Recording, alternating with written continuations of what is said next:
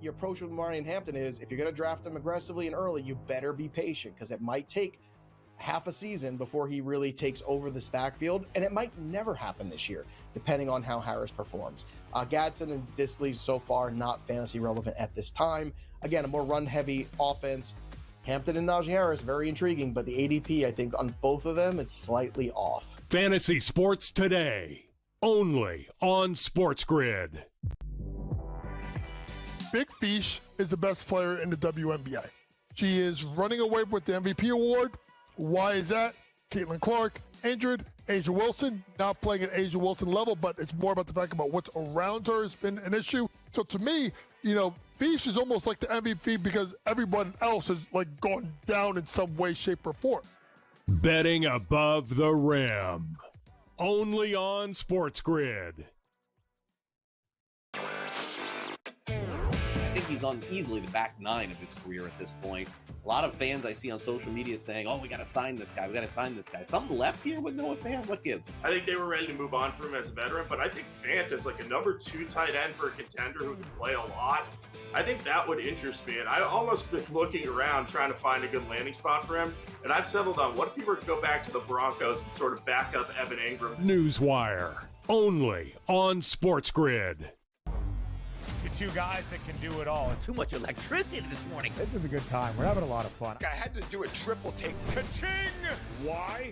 Because of parity. I didn't mean to offend. Yeah, it's not going to happen. Load management is a dirty word. Let him rip. You know what? Circumstances provide the results. What? How do you do this one? Oh, Donnie, you got such a good show there. A network that is booming. The Early Line, only on Sport.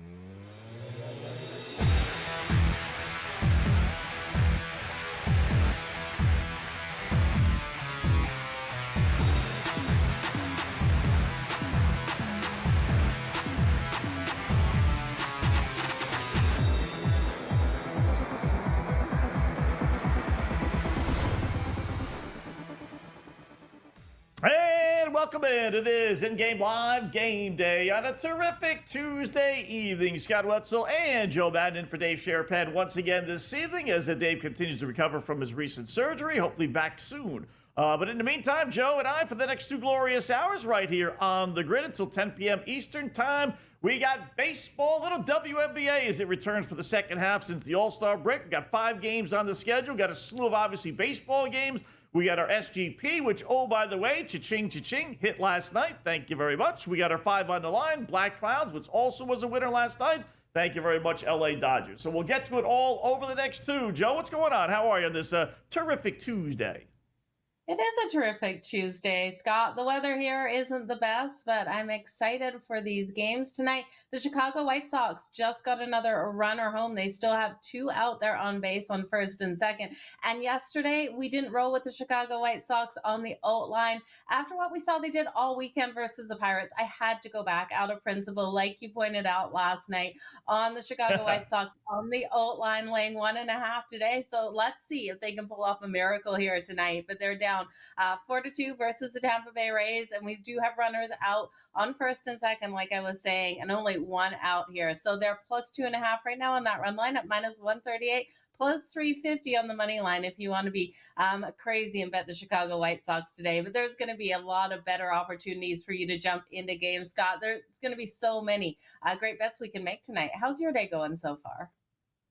Yeah, not bad. No, it's setting up right. Great for an in-game live. We talked about it many times, including last night, where if the team that's favored is leading, they put the odds. It's almost impossible to bet them, right? I mean, a 2-1, even a minus 150, 160 favorites up a couple of runs, and it's going to be minus 4, 5, 6-1. Even in putting it in a parlay, it's worthless. So it's just the underdog or not, and then the underdog is the worst team. So you really need the better teams to be trailing. Kind of got that tonight, Joe, in a couple of spots. One is the Detroit Tigers. You said it before we got on the air. They're losing again after being blanked by Pittsburgh. It's one thing to lose to the Pirates and Skeens. Okay, that's acceptable. And now they're losing again today, after scuffling in the first series, after scuffling heading into the All-Star break. Losers of, 7 of the last 8, 6 of their last 7. But they are down, and it is Detroit Tigers, one of the top 2 records in all the baseball against the Pittsburgh Pirates. We got the Mets trailing. We got the Braves, not that they're great, but they're trailing at home against San Francisco. We got my beloved Red Sox trailing. So we got a couple of teams that should be leading that are trailing, and that leads to in live betting. Like Toronto. Toronto's trailing and right Toronto, now. yes. Right? I forgot about your Blue Jays. Sorry, Joe.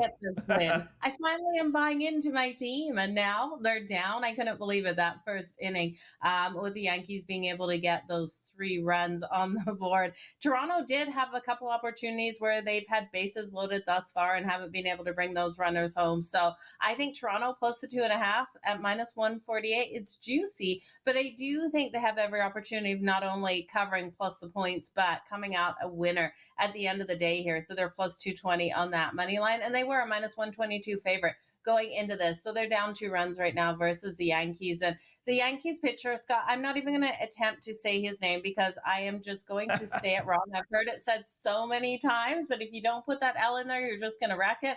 Like George was saying last night. So I'm not even going to attempt it here, but he looked pretty solid out there for sure. Yeah, Cam Schlitter is his name. Schlitter. How much teasing did that poor guy get growing up, right? So we got Toronto losing. We got Cincinnati losing against Washington. We got San Diego losing against Miami. So, again, we got some decent teams that are trailing that'll enable us to put some in-game live bets in, which we will do. But first up, Joe, 5 on the line, our daily trend. Our 5 best trends for the games that have yet to get underway, the 5 best, and time for a little 5 on the line here on the grid.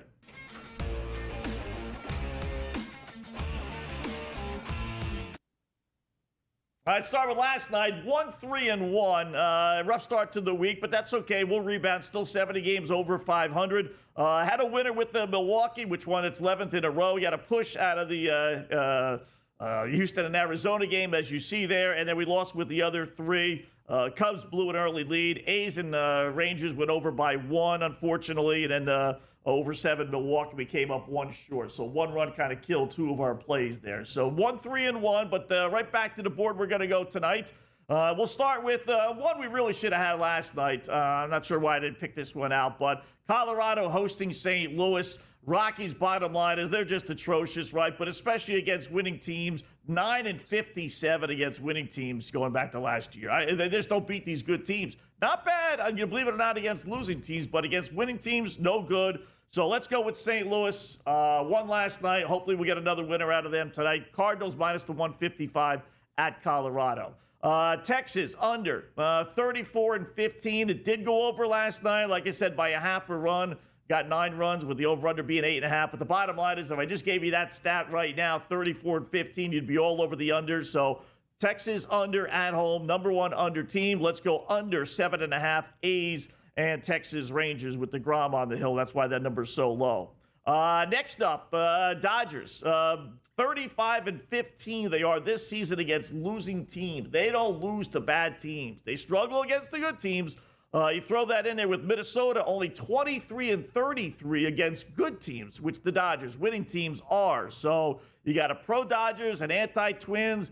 Give me the Dodgers minus the 225 against Minnesota tonight. Then we got the Brewers, 11 straight wins, right? I mean, you got to keep on playing them. We told you last night. I know people say it. Everyone says it. Don't get me wrong. I'm going to start playing them, Scott. They're going to lose. Just do it. Just do it. And if they do, then so be it. So Brewers have won 11 straight. Let's take Milwaukee plus the 108. Now, how can that, Scott, not be the number 1 trend? I'm sure you're asking, right? 11 straight wins. That's because we have numero uno, creme de la creme, number 1 trend. And there it is. Framber Valdez. For the Houston Astros. Houston has won his last 12 starts. 12 straight Framber Valdez starts, and you're getting him tonight at minus 115 or so against Arizona. That's the number 1 trend tonight. Houston minus the 115 against Arizona. Joe, what do you think? Oh, I absolutely love it. I'm on a couple of those bets already. So the reasoning behind and all your trends just support what I was looking at. I love the Houston Astros.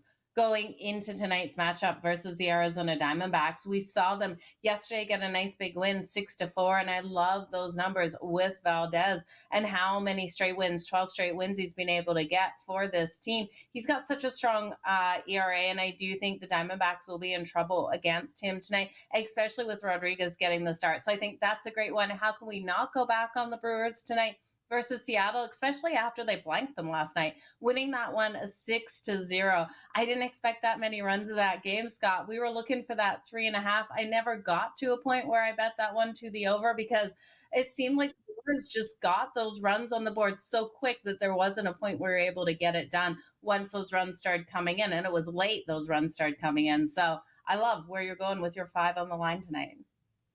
Yeah, we'll break all the games down. There's a bunch that have yet to start. Joe and I will go over some of the trends. But to the Houston game, Joe, not only is Framber Valdez pitching, and he's pitching great, obviously, for Houston in the 12 straight wins, Eduardo Rodriguez is pitching for Arizona. He's been lit up his last couple of starts. And get a load of this, he's 1-7. His 8 career starts against Houston. 1-7 with an ERA over 7. And how don't the Astros win tonight?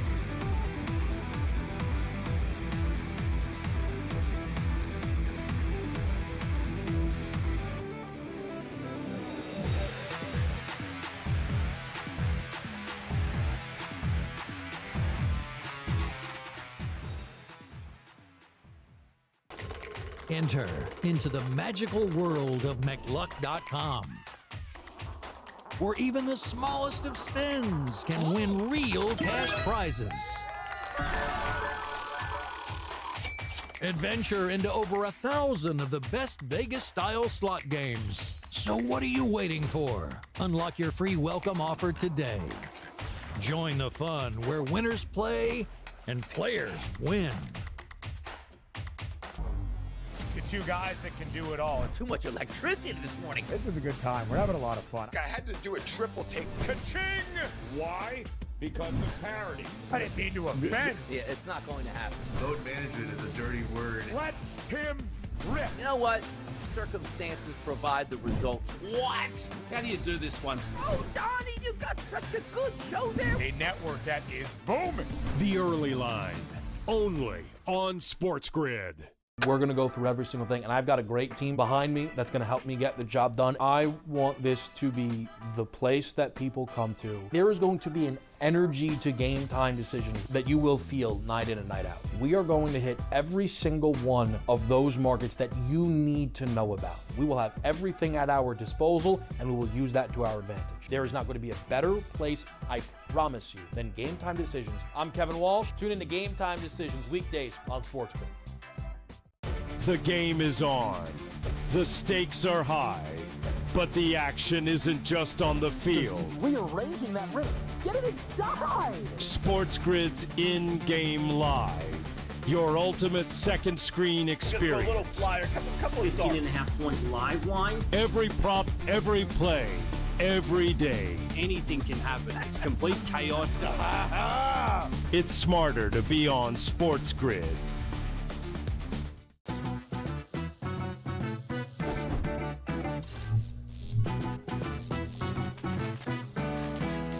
Did you know sportsbooks tend to draw up tighter bet lines for events that get even more bettors, like championship games or major matchups? My tip, try betting on less popular sports. You might have a better shot at beating those odds. Now, go get lucky.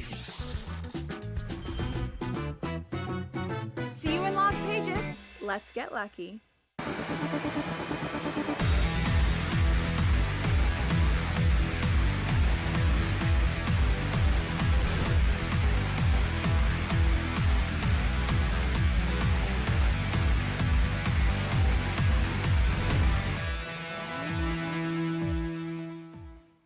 All right, welcome back. It is In-Game Live, Game Day here on the grid. Scott and Joe, hour number 1 just getting underway. We revealed our 5 on the line. Just to recap here real quickly, in descending order, 5 down to the number 1 trend. We're going to grab the St. Louis Cardinals plus 155 against the Rockies, who are awful against everybody really, but especially winning teams, in which the Cardinals are, despite their recent slump.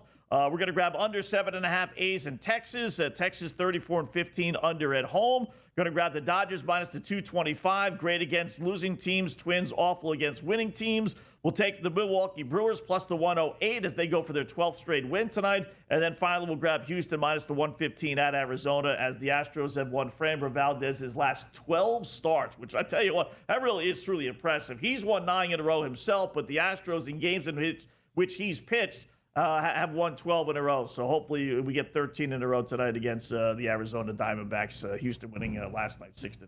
So full slate of games, Joe, that are underway. We got one that's just starting. Well, we actually got a couple that are just starting. So let me touch on those real quickly. Get your initial thoughts. We got the Cubs and Kansas City Royals. KC winning last night. In fact, they're 9-5 their last 14 games, obviously going back before the All-Star break. You got Matthew Boyd on the hill pitching for the Cubbies, and you have 45-year-old Rich Hill pitching for the Kansas City Royals. It's his 14th team. That ties a Major League record for most of the teams for one player. He becomes the oldest Royal to pitch, or play actually, at 45 years and 133 days old. 21 seasons now, Rich Hill in the majors. This will be his 21st year in which he's played in one game. I don't know what the dude's got left, Joe. I don't know how you don't like the Cubs tonight with Boyd, who's really good, 10-3, 2.34 ERA, 5th in baseball for starters. So it's a big number, Cubs. You put it in a PP, perhaps, a public parlay.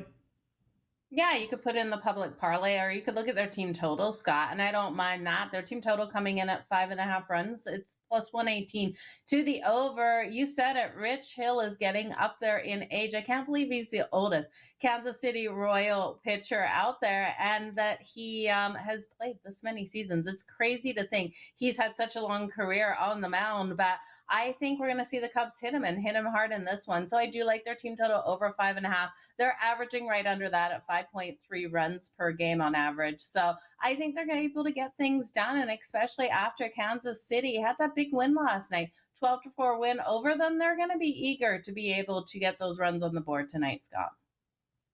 All right. Next up, we got the Rockies and St. Louis Cardinals. St. Louis minus 162 right now on FanDuel. Over under is 12. Game went under last night. Cardinals, snapping a little funk there. They are 0-5 after their last 5 wins, so it's been quite a while since they've actually won 2 in a row.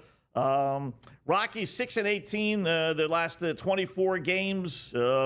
The kid Blaylock, who's pitching, he's had a couple of starts. He was just crushed. In fact, if you remember, they lost that game against the Padres 21-0. He was the starting pitcher. After that, he was sent to the minors. They brought him back. Had one decent outing, but they're 0-7 in his starts. And we could have used this as one of our trends, when we picked St. Louis. There are many anti-Colorado trends that you can throw out there. So this would have been one of them. I like St. Louis tonight. I think you're getting a decent price, minus 160 or so.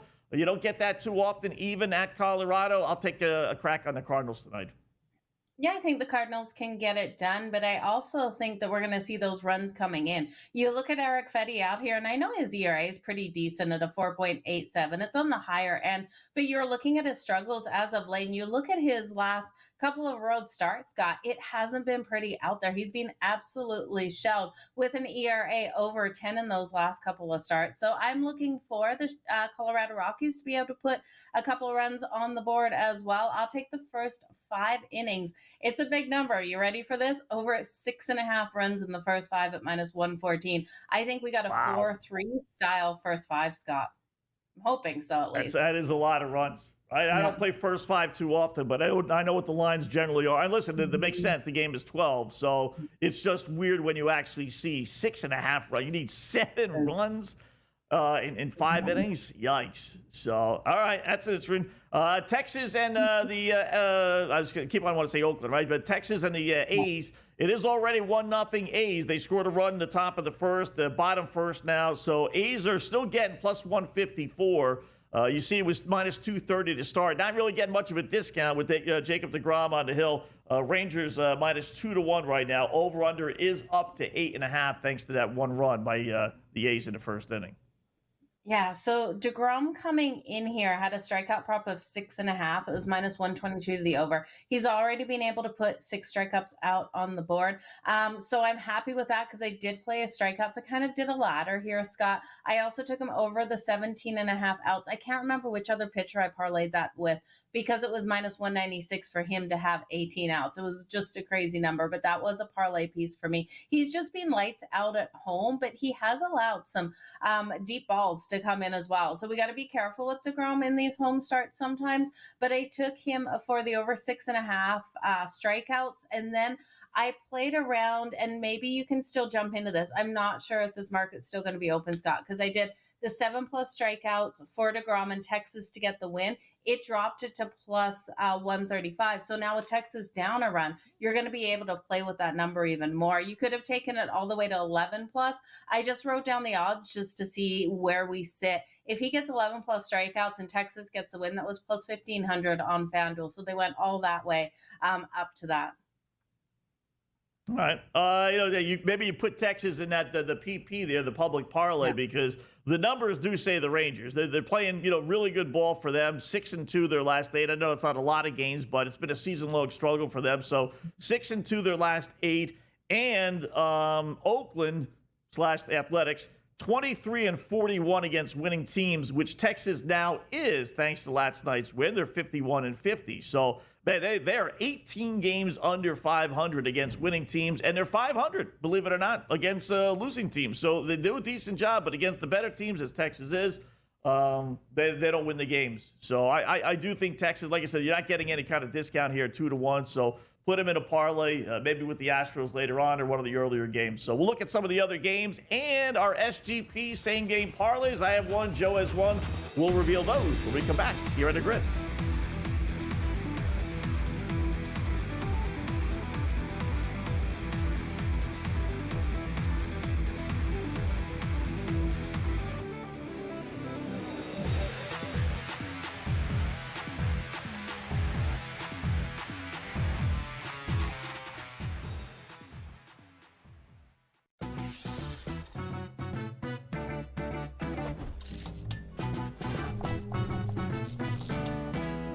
Hey sports fans, here's a tip to keep in mind the next time you make your betting picks. According to research, home field advantage is no joke, especially in those playoffs. In the NBA and the NFL postseason, the home team typically has a 64% shot at victory. Now, go get lucky. See you in Las Vegas. Let's get lucky. I don't have a gaming unit, but I might get one just because of that CFL game. And I'll play with Bano online and kick his ass. He could be the Ticats, and I'll be the BC Lions. He could be the Ticats.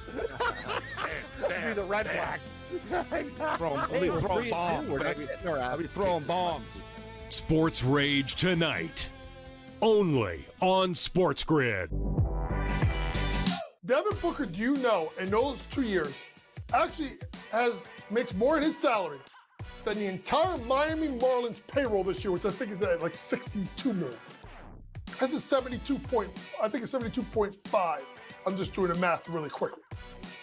So one guy's worth more than 25, but we know how bad the Miami Marlins is. But hey, I just talk hoops. Betting above the rim, only on SportsGrid.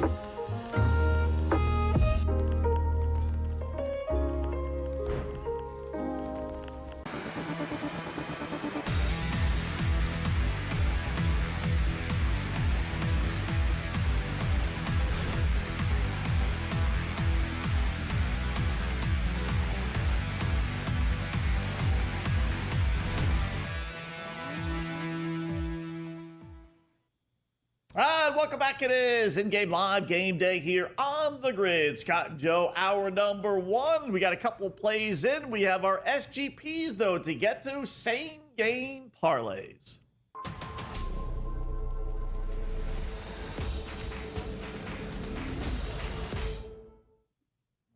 yes, Joe, we're playing with house money because my SGP did, in fact, hit last night. And it's one of the reasons why I do some of the things I do, which came into play last night, because we had the Brewers. They won. We had under first 5. That was the winner. We had Bryce Terang, who had a couple of hits, so he scored a run as well. So we hit both of those. And then Brandon Woodruff, we lowered his number down to 5. It was 5.5 plus money. So I went to just the 5. I didn't think he would get the 6, and I remember bringing it up that they really, whacked you, just lowering it a half a strikeout, but he ended up with 5. And because if we would have done the normal 5.5, we would have lost it. So I lowered it and it paid a nice little 6.5 to 1 there, 646. So we're playing with house money the rest of the way. So cha-ching, cha-ching. So let's throw out what we like tonight. I'll go first, Joe. I'm going to go right back to the Brewers. Why not? I'm almost an identical parlay.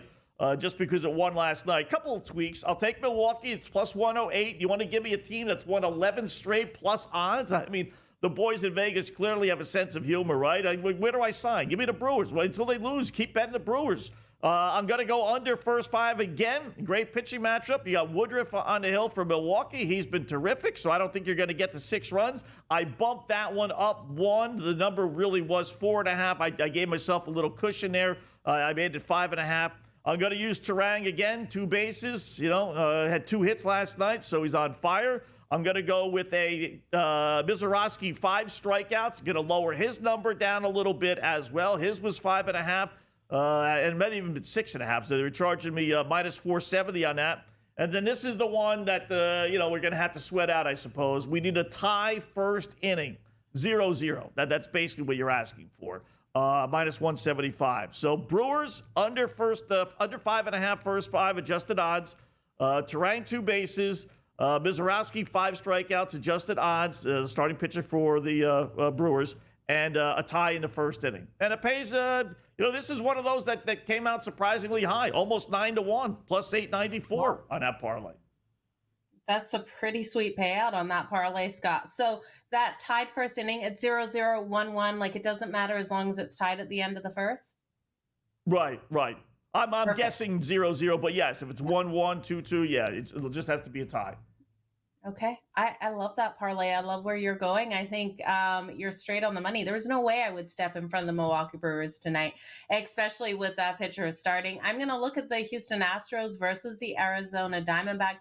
I love your 5 on the line trend with the Houston Astros because it plays right in to Valdez and what I was looking at in this one as well. So I'm going to play 4-leg parlay in this. I'm going to look at the Astros to come out nice and strong with Valdez on the mound tonight. He's got a 2.75 ERA, and I do think he's going to come out and really limit the bats here of the Diamondbacks. I'll take him over 5.5 strikeouts. That's coming in at plus 110. I do think we're going to see the Astros be able to get the runs on the board on Rodriguez. Rodriguez got lit up last time versus the Astros. He went 4 innings. He allowed 4 earned runs on 7 hits. So I'll take the Astros over 4.5 runs for the game at plus 102 in their first 5, a run line coming in at plus 104, laying that half a run. And then I'm going to look at Christian Walker again to be able to come out nice and strong in this one, to be able to put that run on the board. He's coming in for the run at minus 145, Scott. So when you parlay it all together, the Astros first 5 run line laying a half a run at plus 104. The Astros over 4.5 runs at plus 102. Valdez over 5.5 strikeouts at plus 110. And Christian Walker for the run at minus 145. It's coming in at plus 530. So not as high of a payout as yours, but I'm feeling really good about this parlay tonight. Yeah. Again, we say this all the time, Joe. I thought my payout would have paid a lot less. Right, and you have 3 plus monies on yours and a minus 145, which isn't over the top, and you're only getting less than 6-1 plus 530. It just doesn't, because normally you put 4 pieces in. If it was all straight, it would be 10-1. That's the normal payoff on a 4-piece parlay, 10-1. So, like I said, your plus 110, plus 104, plus 102 kind of compensates for your minus 145. I mean, that should be close to 10-1, at least 9-1, and you're only getting plus 530. So probably a good sign. Probably means yours is going to win because that's why they don't want to pay you so much, and mine's going to lose. So give the sap 20-1. What's the difference? We know this is going to be a loser. So you're probably sitting pretty with your lower payout. So all right, 8-game live, little WNBA talk when we come back here in the Grid.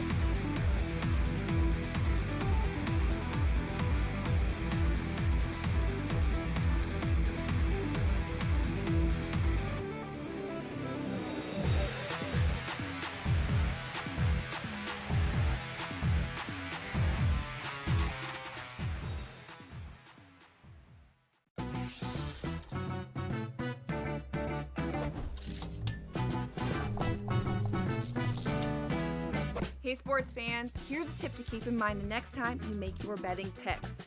According to research, home field advantage is no joke, especially in those playoffs. In the NBA and the NFL postseason, the home team typically has a 64% shot at victory. Now, go get lucky.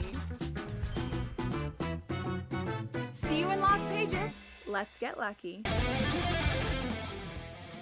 I don't have a gaming unit, but I might get one just because of that CFL game. And I'll play Babano online and kick his ass. He could be the Ticats. And I'll be the BC Lions. He could be the Ticats.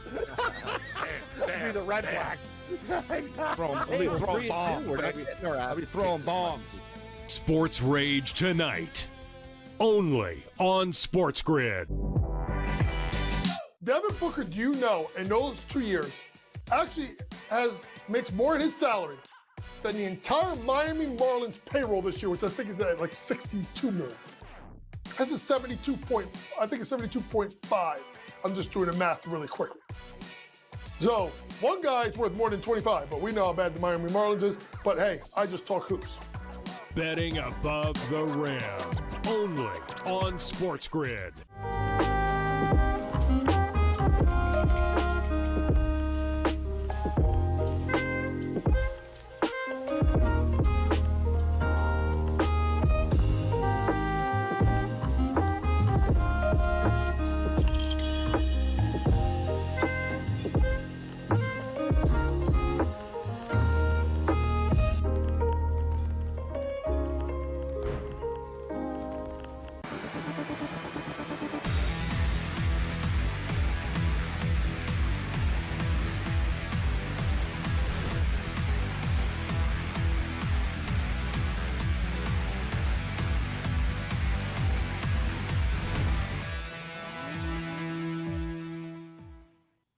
All right, welcome back. It is in-game live game day here on the grid. Scott and Joe, hour number one, halfway through. We'll go back to the baseball here in a second, but the WNBA second half of the season is underway. You know, we like to follow that. We got 5 games on the slate. We got a couple that are underway already, a couple more that'll be starting here in a little bit. So let's talk a little hoops with Kate Constable. She is the host of, hold on a second, let me go back to my page, The Better Angle on BetMGM Game Day as well, at the BetMGM Network and at Audacity. Kate, Scott, and Joe, how are you on this Tuesday evening? Hi, guys. I'm doing well. Thanks for having me on tonight. Yeah, definitely excited to have you here, Kate. We've got a lot of games in action right now. The LA Sparks taking on the Washington Mystics right now. It's a 40-35 game for the Sparks. Do you think the Sparks can continue to hold this lead and get the win tonight? I mean, if you were watching this early part of the game, the Mystics were up huge in the first quarter. At least they felt like they had like a very commanding lead. And all of a sudden I look up and now the Sparks are up. So I think this one is going to continue to go back and forth, and we're going to come right down to the wire. I mean, it was a 2.5 point spread at close, came down from 3.5 in favor of Washington. And so I think this is one that's going to go down to the wire. Halftime here. I liked Sonia Citron as one of my props tonight to go over 13.5 points for the Mystics. Right now, she is sitting at 0 and has not even taken a shot yet. So if that tells you how I've been seeing this game so far, it hasn't really been going all that well. I think she's still looking for a first shot in a 3-point shootout as well. It's funny you have her because we had the coach on last week, and then she was his favorite prop too, and then she failed to get that. Did you think? I thought that line, Washington, Kate, playing really well over the last 10 games or so. I was surprised they were only a 3.5 point favorite tonight. I played them, so I'm a little disappointed that they're trailing right now. Did you find that line a little fishy? Yeah, I did. I think it's partly because the Sparks just beat up on Washington right before the All-Star break.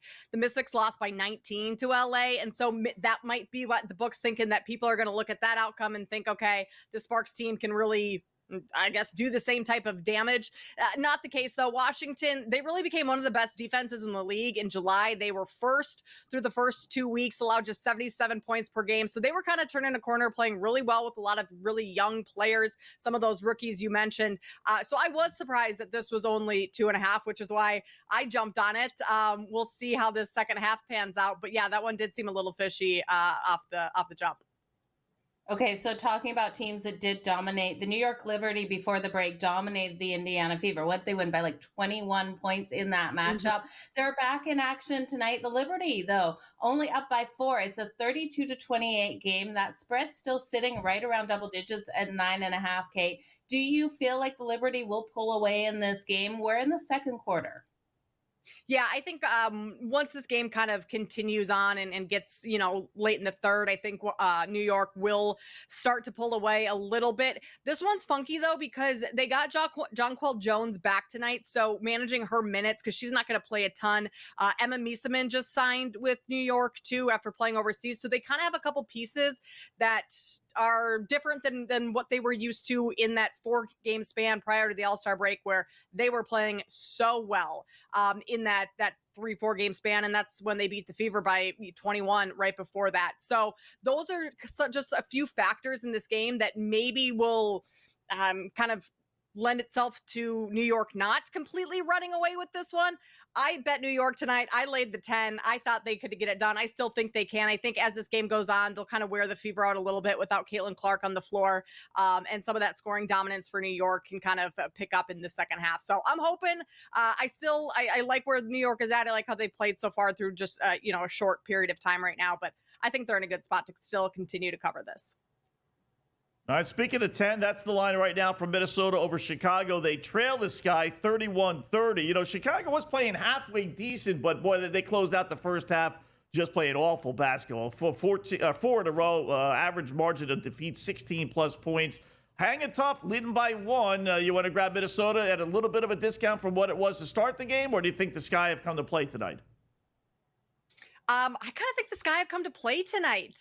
First of all, Minnesota was represented heavily at the All-Star game, and those girls had a lot of fun. The Stud Buds, Nafisa Collier being there, so they were partying a little, drinking a little, maybe a little bit of a hangover post-All-Star break. But the Sky also, they played Minnesota a couple times right before the All-Star break, and they beat them outright in one, hung around in another. So they have a weird confidence against Minnesota that I don't know if it's a matchup thing or they just have confidence in playing against them. But Chicago has been really feisty. So if you can still get, I believe it was around 13.5 at close here. If you could still get somewhere around that, I think the Sky team can continue to stick with Minnesota and keep this one at least within covering range for Chicago.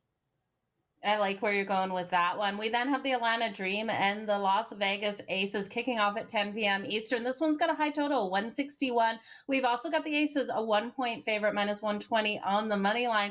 Is this a game where you're rolling with the Aces and any player props, or are you looking at something different in this? No, I'm going to look at the Atlanta Dream. I'm going to take Atlanta on the money line. I think they win this game outright. They're the better overall team, or they have been in the first half of the season. Outside of Asia Wilson, this Aces team is not shooting very well at all. They have the 10th best field goal percentage in the league, and Atlanta's a better defensive team as well, 4th overall in defensive rating. Without Ryan Howard, that throws a little bit of a wrench into Atlanta's offense, but they still have so many pieces surrounding her that can score without her on the floor. So I still think this Atlanta team can get it done. If I had to go with the player prop here, I would go Asia Wilson, just because she has been the most reliable piece of this Aces team. She's shooting 50% from the field. And I think you can continue to count on her night to night, where the team as a whole is a little bit more inconsistent, that I don't feel so comfortable playing on them. They're kind of one of my black line teams right now. What's going on with them, Kate? I was expecting a little more from them this year. 11-11, 9-14 against the spread. One of the worst spread teams in the WNBA. In fact, they might be the worst, believe it or not. It hasn't materialized so far from Vegas. How come?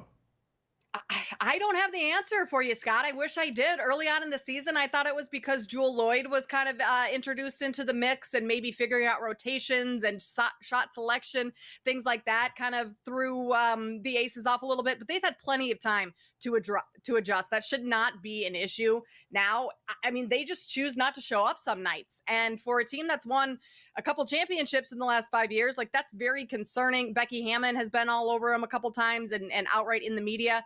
I have no idea what's going on with this Aces team, which is why I'm just I'm either betting against them or not playing those games at all. It's definitely a smart way to go there with the Aces. What about the Dallas Wings and the Seattle Storm tonight? We know the Dallas Wings have had those struggles on the road. can they make a push here in this one? The spread is 9. I'm gonna lay the points with Seattle tonight. I know when these two teams have met prior in this season, Seattle won by 6 and by 8, and so you look at the spread 9.5, and you're kind of like, oh man, those last couple games didn't exactly instill a whole lot of confidence in the Seattle team. They're also a team that's really inconsistent, but Dallas was so bad in the first 2 weeks of July. It was June where Dallas started to kind of be on the come up a little bit. They looked like they were playing better, more cohesive, and then it all just kind of went down the drain. And I'm not sure they've gotten it back. They just don't quite have the talent to keep up with the Storm.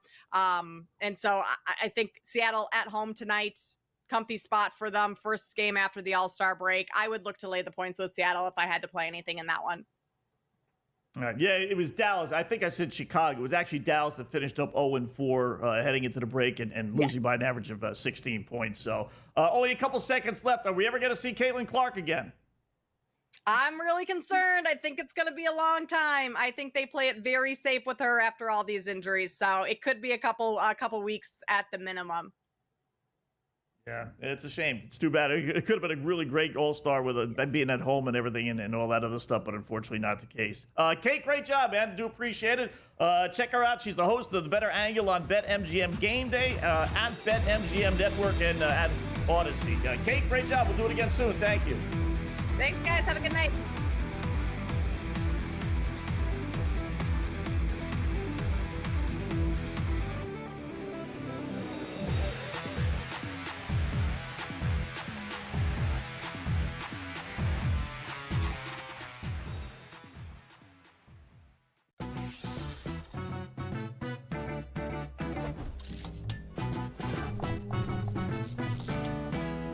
Hey sports fans, here's a tip to keep in mind the next time you make your betting picks.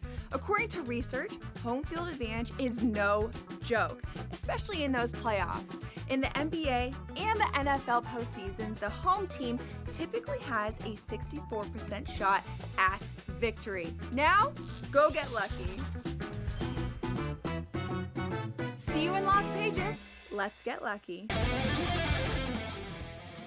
I don't have a gaming unit, but I might get one just because of that CFL game. And I'll play Babano online and kick his ass. He could be the Ticats. And I'll be the BC Lions. He could be the Ticats. Could be the Red Blacks. Exactly. I'll be throwing bombs. I'll be throwing bombs. Sports Rage tonight. Only on SportsGrid. Devin Booker, do you know, in those 2 years, actually makes more in his salary than the entire Miami Marlins payroll this year, which I think is at like $62 million. Has a 72.5. I'm just doing the math really quickly. So one guy's worth more than 25, but we know how bad the Miami Marlins is. But hey, I just talk hoops. Betting above the rim. Only on SportsGrid.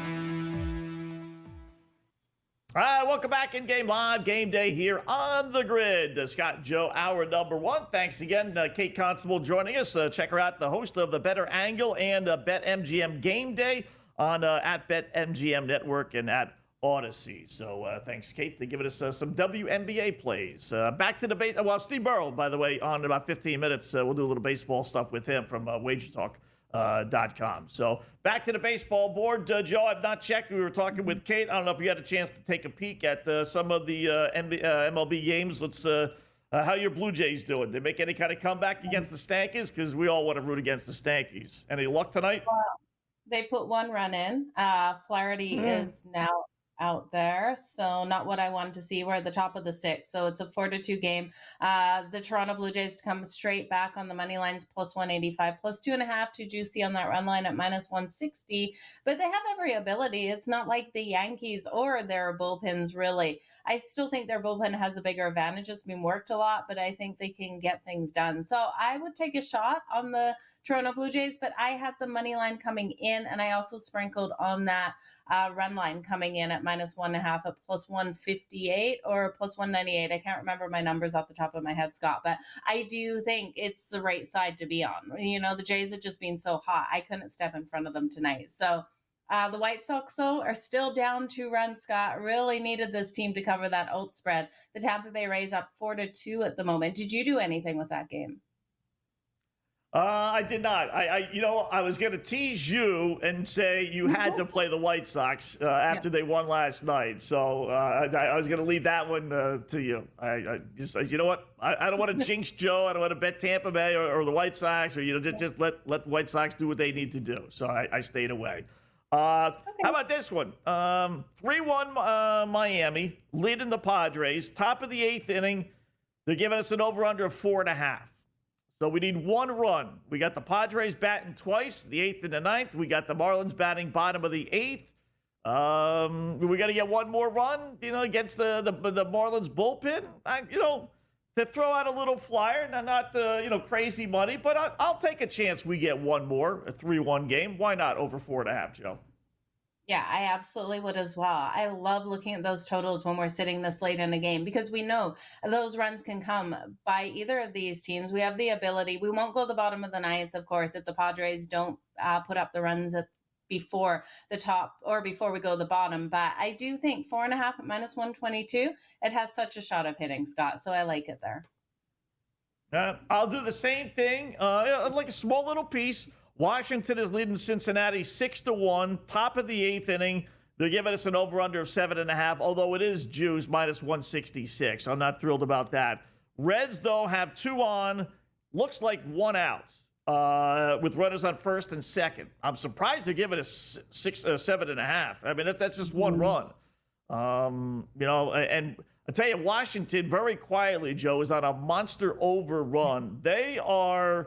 It's either 19 or 24-1. Hold on a second, I'll tell you. The Washington Nationals are where is it? 19-4-1 over their last 24 games. The goofy Washington Nationals. They've been scoring some, and they give up a ton of runs. So I think Cincinnati scores at least 1 run here. I think we get over that 7.5. Yeah, shocked to see Josh Bell was able to get that big home run for them there. We saw Riley Adams with 2 RBIs, Jacob Young with an RBI. It's this team is connecting right now. So I do think I'd go over it as well, Scott. I'm seeing an 8.5 now, or maybe that's tomorrow's game. I think they're throwing up tomorrow's game for me. No, it's 8.5. No, what? Probably the over. That was really weird. I was clicking on something different tab.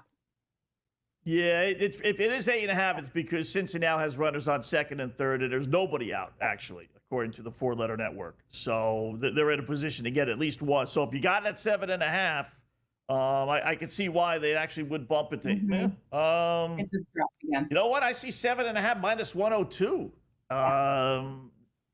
So something's not. We're going to the bottom. Possibly 2 outs. Going to the bottom. Oh, they're going to the bottom. How did they score? They had runners in second and third, nobody out. It's frustrating, right? L.A. De La Cruz was the last at bat that I'm seeing. So I'm guessing he struck out. This. Yeah, so now that still. Yeah. Let me see. I'm going to go to their play-by-play. How did they score second and third, 2 out? De La Cruz struck out, thanks for nothing. Oh, there were 2 out. There were 2 out. Okay. 4-letter network had second and third, nobody out. That wasn't the case. All right. I didn't think so because I thought I saw 1 out when I looked out on FanDuel. Then I flipped over to ESPN and it had second and third, nobody out. I said, okay, maybe I'm just colorblind and didn't get that right. But no. All right. So there were 2 out. All right. I still think we get 1 run. It's disappointing if you're a Reds fan is what's his face got lit up again. He's feast or famine, this dude. The starting pitcher here, I'll tell you in a second his name. Burns, Chase Burns. Got 10 strikeouts. This is just a great example, Joe. We've discussed this before, of strikeouts and pitching well. I know it's going to sound crazy, but it's not correlated. It just isn't. No. And this is a great example. He went 5 2/3 innings, which isn't horrible, but gave up 6 runs on 7 hits, walked a couple, gave up a home run, but struck out 10. You know, if I told you that he struck out 10 to start, I think you'd say, boy, the guy must have pitched well, right? No, he didn't. He was horrible. I don't know how you strike out 10 and yet give up 6 runs. Which one is it? Are you good or you bad? He was both tonight. So. He definitely was both tonight. And it's hard for Cincinnati here because his ERA is so high, but he's getting those strikeouts on the board, and they want to try to get a wild card spot. And if they keep taking these losses, like, they need wins like this against the Washington Nationals. And just to note on Josh Bell, going into this, he had home runs in 3 of his last 4 at home versus the Reds. Now it's 4 of his last 5. So it's crazy. Actually, just overall versus the Reds. So he is one of those bats that just hits the Reds really hard, Scott. He's going to make my card next time, tomorrow, versus them as well. Yeah.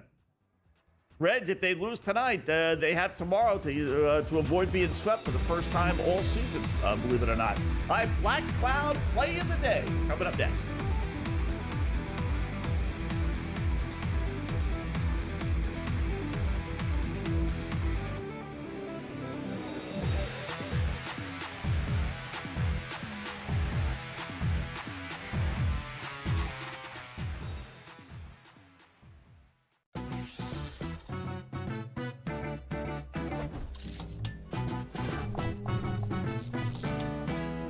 Hey sports fans, here's a tip to keep in mind the next time you make your betting picks. According to research, home field advantage is no joke, especially in those playoffs. In the NBA and the NFL postseason, the home team typically has a 64% shot at victory. Now, go get lucky. See you in Las Vegas. Let's get lucky. I don't have a gaming unit, but I might get one just because of that CFL game. And I'll play Babano online and kick his ass. He could be the Ticats. And I'll be the BC Lions. He could be the Ticats. Could be the Red Blacks. Exactly. I'll be throwing bombs. I'll be throwing bombs. Sports Rage tonight. Only on SportsGrid. Devin Booker, do you know, in those 2 years, actually makes more in his salary than the entire Miami Marlins payroll this year, which I think is at like $62 million. Has a 72.5. I'm just doing the math really quickly. So one guy's worth more than 25, but we know how bad the Miami Marlins is. But hey, I just talk hoops. Betting above the rim. Only on SportsGrid.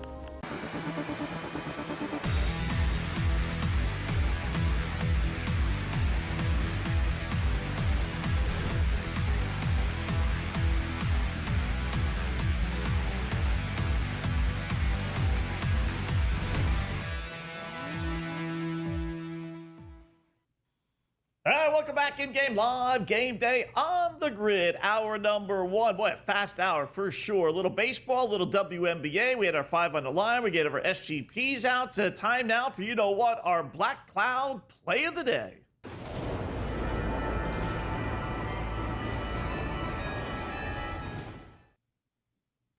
Yes.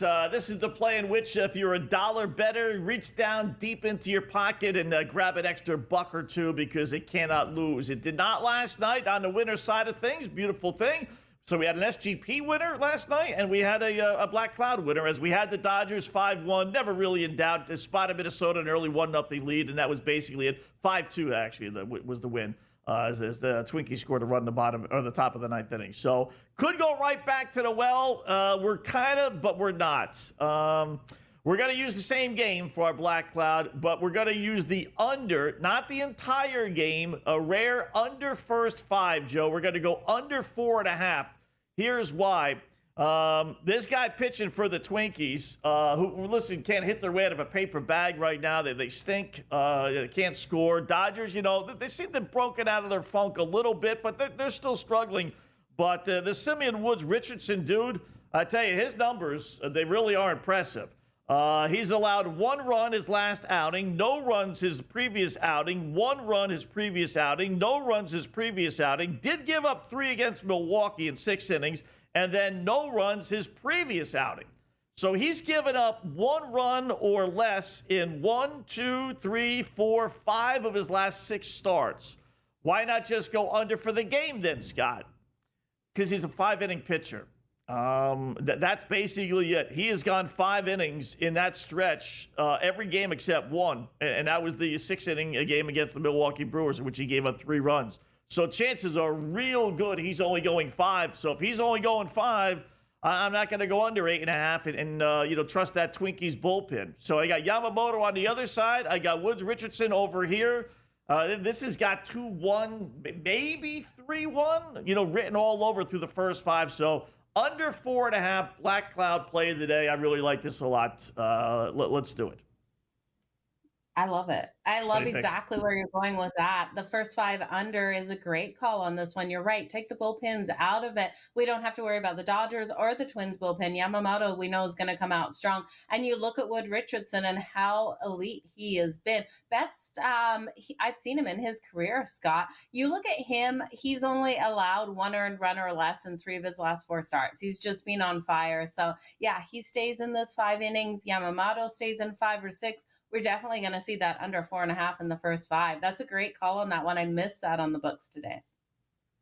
Yeah, you know what? Sometimes you got to look this stuff up. It's Simeon Woods, right? And who's he? 5-4, ERA of 4, whatever. Simeon Woods. Well, what is that, right? But then you start looking at some of the numbers, and it's like he's been on fire. We said the last 6 starts, he's just basically been unhittable. So. I don't play the first 5 very often. Every once in a while, I probably don't play it as much as I should, but when I saw his numbers and then I saw the first 5, and he just doesn't go past the 5 innings. He just doesn't. He's on a pitch count, I guess. Or they don't let him go through the rotation a third time. That's it. Maybe they get some numbers to show that when they face him 3 times that they hit him. I don't know, but this looks like to be one of those cases. So I'm a little surprised we got the 4.5.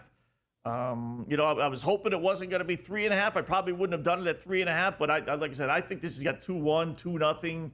I really don't think we're going to get to 5 runs, but we will see. That is for sure. So under 4.5, our Black Cloud play of the day. We are now 57-30, 27 games over 500 with our Black Cloud play of the day.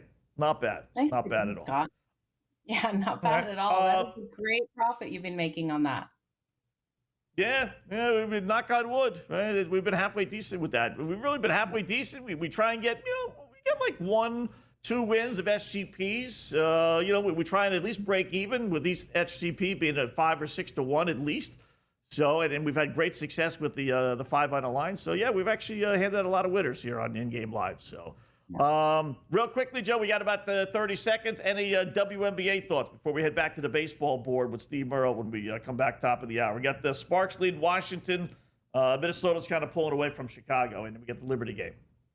Yeah, as the Sparks game and Washington, I was looking at that one to go over the total. That total has climbed up really high, 172.5. But Scott, I don't see things slowing down, especially with a 5-point game now. So I'd take that over 172.5 at minus 122 currently.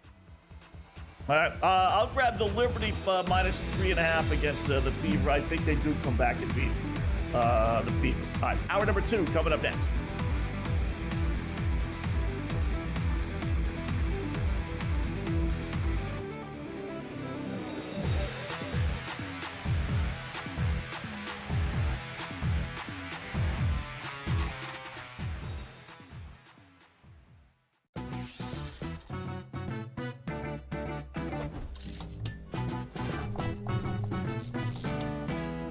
Hey sports fans, here's a tip to keep in mind the next time you make your betting picks. According to research, home field advantage is no joke, especially in those playoffs. In the NBA and the NFL postseason, the home team typically has a 64% shot at victory. Now, go get lucky. See you in Las Vegas. Let's get lucky. I don't have a gaming unit, but I might get one just because of that CFL game. And I'll play Babano online and kick his ass. He could be the Ticats. And I'll be the BC Lions. He could be the Ticats. He could be the Red Blacks. Exactly. I'll be throwing bombs. I'll be throwing bombs. Sports Rage tonight, only on SportsGrid. Devin Booker, do you know, in those 2 years, actually makes more in his salary than the entire Miami Marlins payroll this year, which I think is at like $62 million. That's a 72.5. I'm just doing the math really quickly. So one guy's worth more than 25, but we know how bad the Miami Marlins is. But hey, I just talk hoops. Betting above the rim, only on SportsGrid.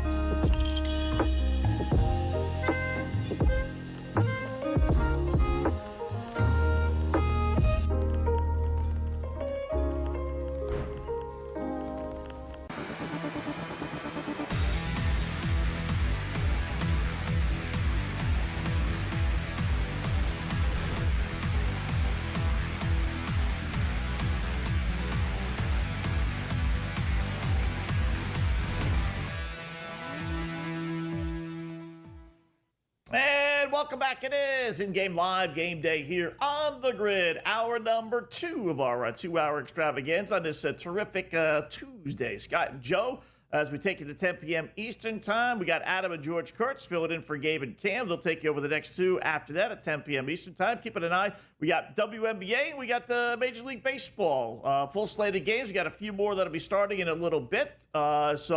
Real quickly, Joe, to the baseball board we go before we bring in our next guests. Anything jump out at you that you want to throw out there for the viewers and listeners? Oh, yeah. I just hope people jumped in on the Toronto Blue Jays to make a comeback here. Scott, they've tied it up with the New York Yankees. I know that makes you happy as a Yankees hater. They're 4-4 right now in this game. That total's jumped all the way to 10.5. We're getting the runs that we expected to be able to get last night. The problem with that 10.5 is it's highly juiced to -174 to the over. If you can get an alt line of 11.5, Scott, I do think we still hit 12 runs in this game. So I'd be looking there. Toronto now is too juicy on that money line at -142 and not a real good hedging situation yet.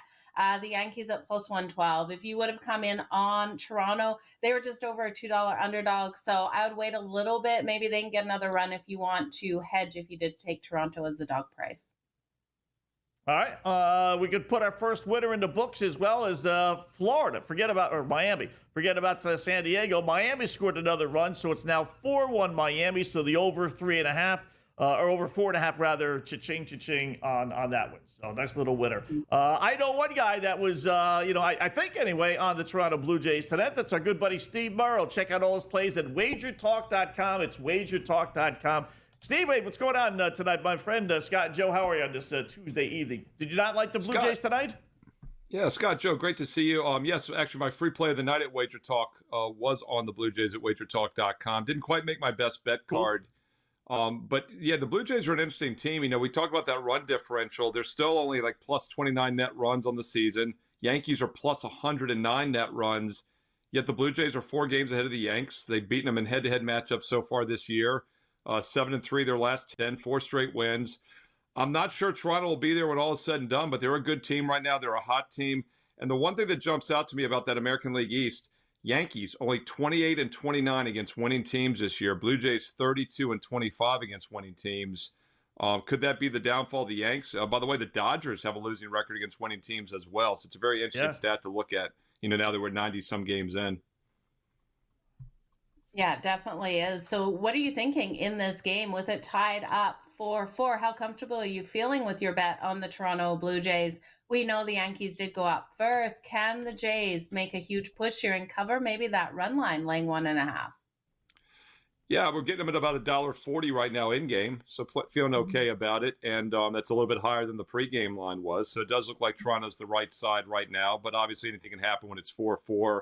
I am seeing some 11 overs at plus 120 now, Joe, for the in-game total, so you can get some plus money on your over 11 right now.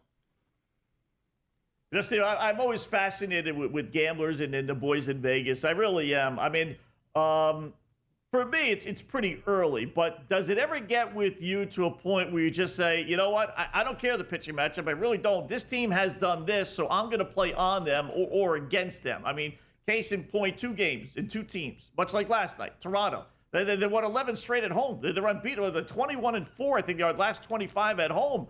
And yet they were slight favorites today. They were even money yesterday. I got Milwaukee later on tonight. You know, they're going for their 12th straight win, and they're underdogs like they were last night after they won 10 in a row. So do you have a number? Do you just say, you know what, I'm betting Milwaukee, I'm betting Toronto because they've been so hot? Or do you not do that? And you break down every single game like it's a separate entity? Yeah, and on top of that, the Brewers have won 11 straight, and they have a phenom all-star pitcher on the mound tonight who throws 102 miles an hour routinely in Mizorowski. Yeah. So, yeah, that's bizarre. That's a crazy line, Scott. Yeah, it's Milwaukee or pass for me in that game. I mean, it almost seems too obvious. Seattle's probably the play for that reason, to be honest with you. Not a game I'm using, but I do think that starting pitching is vastly overrated when handicapping baseball for a couple reasons. First of all, they only go about half the game now, 5 or 6 innings, a little bit more than half the game, less than they ever have in modern history. But also, the main reason is because that is what the line is priced on. It's priced on the starting pitchers heavy, so you're not finding an edge, right? The key to beating the sports betting line is to find something that's not being priced into the number, and I think you're exactly right. I think current form offensive momentum is something I talk a lot about because it's the same 8 or 9 hitters almost every night. Obviously a couple guys here or there, but the star core players are in that lineup Monday through Friday, whereas the starting pitcher's only in there once a week. So I do think you have to ride the hot teams. You especially ride the hot offenses. And I think that's something that is not incorporated into the daily betting line still. So where do you think we're going to find the edge between the Houston Astros and the Arizona Diamondbacks today? We know the Astros have Valdez, and what you're talking about with pitching, you're not too worried about Rodriguez on the other side with Valdez playing strong, Rodriguez not being as strong. Where is the edge for you in this game? Yeah, Joe, first thing that jumps out to me in this game is 8.5 is a fairly low total for an Arizona game. It's one of the hitter-friendly ballparks, especially in the summer. The D-backs, you just look back over their last 9 games, they have put up 5 runs or more in, I believe, 7 of their last 9 games. So that's a fairly low total at home.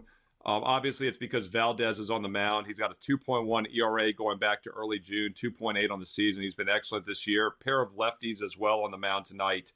Arizona's Rodriguez has had a tough season, a 5.9 ERA. But if you look at his last 7 starts since early June, a 4.5 ERA, and that includes that terrible outing 2 games ago against Kansas City where he gave up 8 runs. He's actually been pitching really well otherwise. So Diamondbacks maybe a little bit of a sleeper dog in this game. Total of 8.5, though, looks pretty low to me. I think I'd probably lean over. You could also play both team totals over. Probably one of them at least gets there. We get the Rockies leading, Steve, 3-0. They've actually shown a little life, recently, taking 2 out of 3 against the Twins to start the second half of the season. But up 3-0, you grab St. Louis plus 215, bottom of the second inning. Any interest in that? Yeah, I mean, they were historically bad, Scott, as you know, for a majority of the season. And just to put it in perspective, almost every team wins at least 40 games, okay? And to go 40 and 122 would be a 24.5% win percentage. The Rockies are at 24.0 right now. So they're still below what is basically like the historically worst teams ever. So there will be a time where they win another 20 games this season.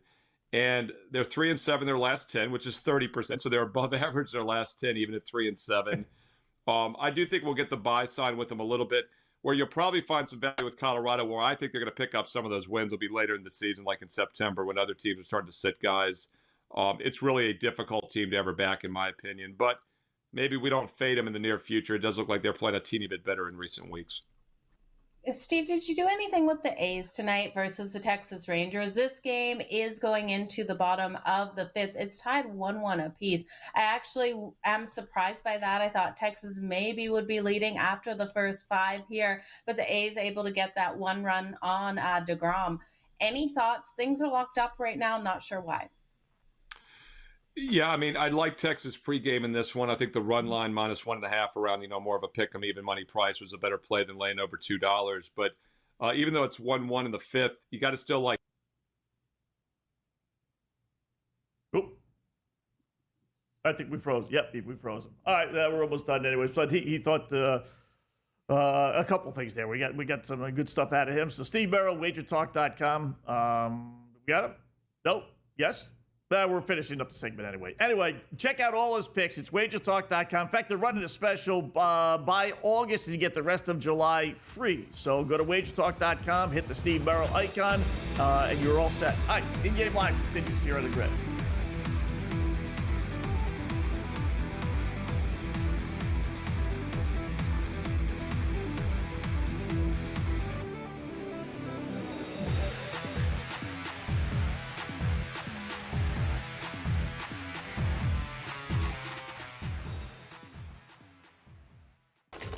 Enter into the magical world of McLuck.com, where even the smallest of spins can win real cash prizes. Adventure into over 1,000 of the best Vegas-style slot games. So what are you waiting for? Unlock your free welcome offer today. Join the fun where winners play and players win. Two guys that can do it all. Too much electricity this morning. This is a good time. We're having a lot of fun. I had to do a triple take. Ka-ching! Why? Because of parity. I didn't mean to offend. Yeah, it's not going to happen. Load management is a dirty word. Let him rip. You know what? Circumstances provide the results. What? How do you do this one? Oh, Donnie, you got such a good show there. A network that is booming. The early line, only on SportsGrid.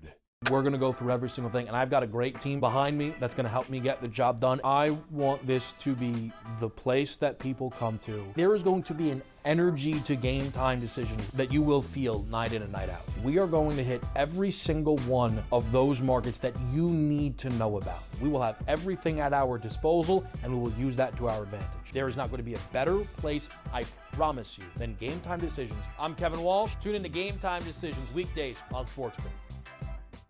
The game is on. The stakes are high. But the action isn't just on the field. He's rearranging that rim. Get it inside! SportsGrid's in-game live. Your ultimate second screen experience. A little flyer, couple of 15.5-point live line. Every prop, every play, every day. Anything can happen. That's complete chaos. It's smarter to be on SportsGrid.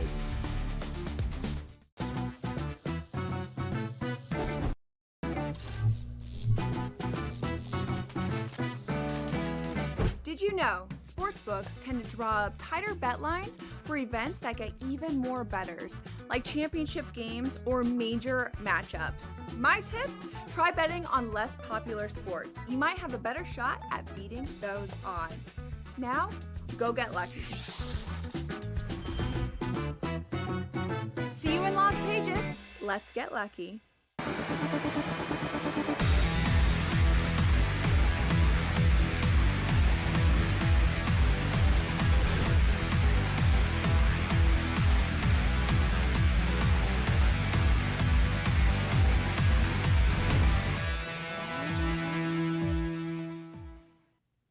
All right, welcome back in Game Live, Game Day on the Grid. Scott and Joe, and we have our 2 first finals in for the day. We got a split out of it, so all right, we had a little fun. We hit one, we lost the other. We got the over with the 4.5 on the Padres Marlins. That ended up being 4-3, so both teams scored. It went way over. Even if you got it at 5.5, you hit that one. So 4-3 Miami wins.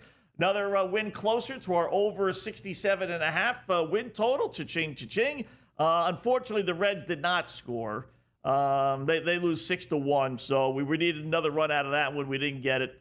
Keep in mind for tomorrow, though, Joe, Cincinnati, the only team in baseball, not Toronto, not the Red Sox, not the Dodgers, not anyone else. They're the only team that's yet to be swept in a series this year. So they finish up this series tomorrow. I don't know if that's an afternoon game or not, but if you want to buy into that's going to continue, you bet Cincinnati. If you think that streak's going to end, and it should end eventually, then you bet, obviously the Nationals. I would think, I don't know. Let me look this up. I wonder, has a team gone the entire season without being swept in a series? I would doubt that. So would I. Right? I was going to ask you, how long has the longest team gone? Right? Or if anyone's carried it all season. So I don't know. That's a great Jeopardy question. Yeah. I mean, you could lose 3 in a row or 4 in a row like they have, but they would win the first game of a series, lose the next 2, lose the first 2 of the following series, but then win the last game. So, you can have 3 or 4 game losing streaks. You just haven't lost 3 in a row to one team, or 4 in a row for that matter. We'll try and look that up and see if there's been. You think about all the great teams, with the Mariners to hold the record for the most wins of the season was 115 or 118, whatever year that was. That's the team you would look at first and see, do the breakdown of them. It's going to be hard tomorrow, Scott. It's going to be really hard. They take on Soroka. Soroka's been playing really strong for the Washington Nationals as of late. He's been getting those strikeouts, racking them up. So the Reds are a minus 136 favorite, of course.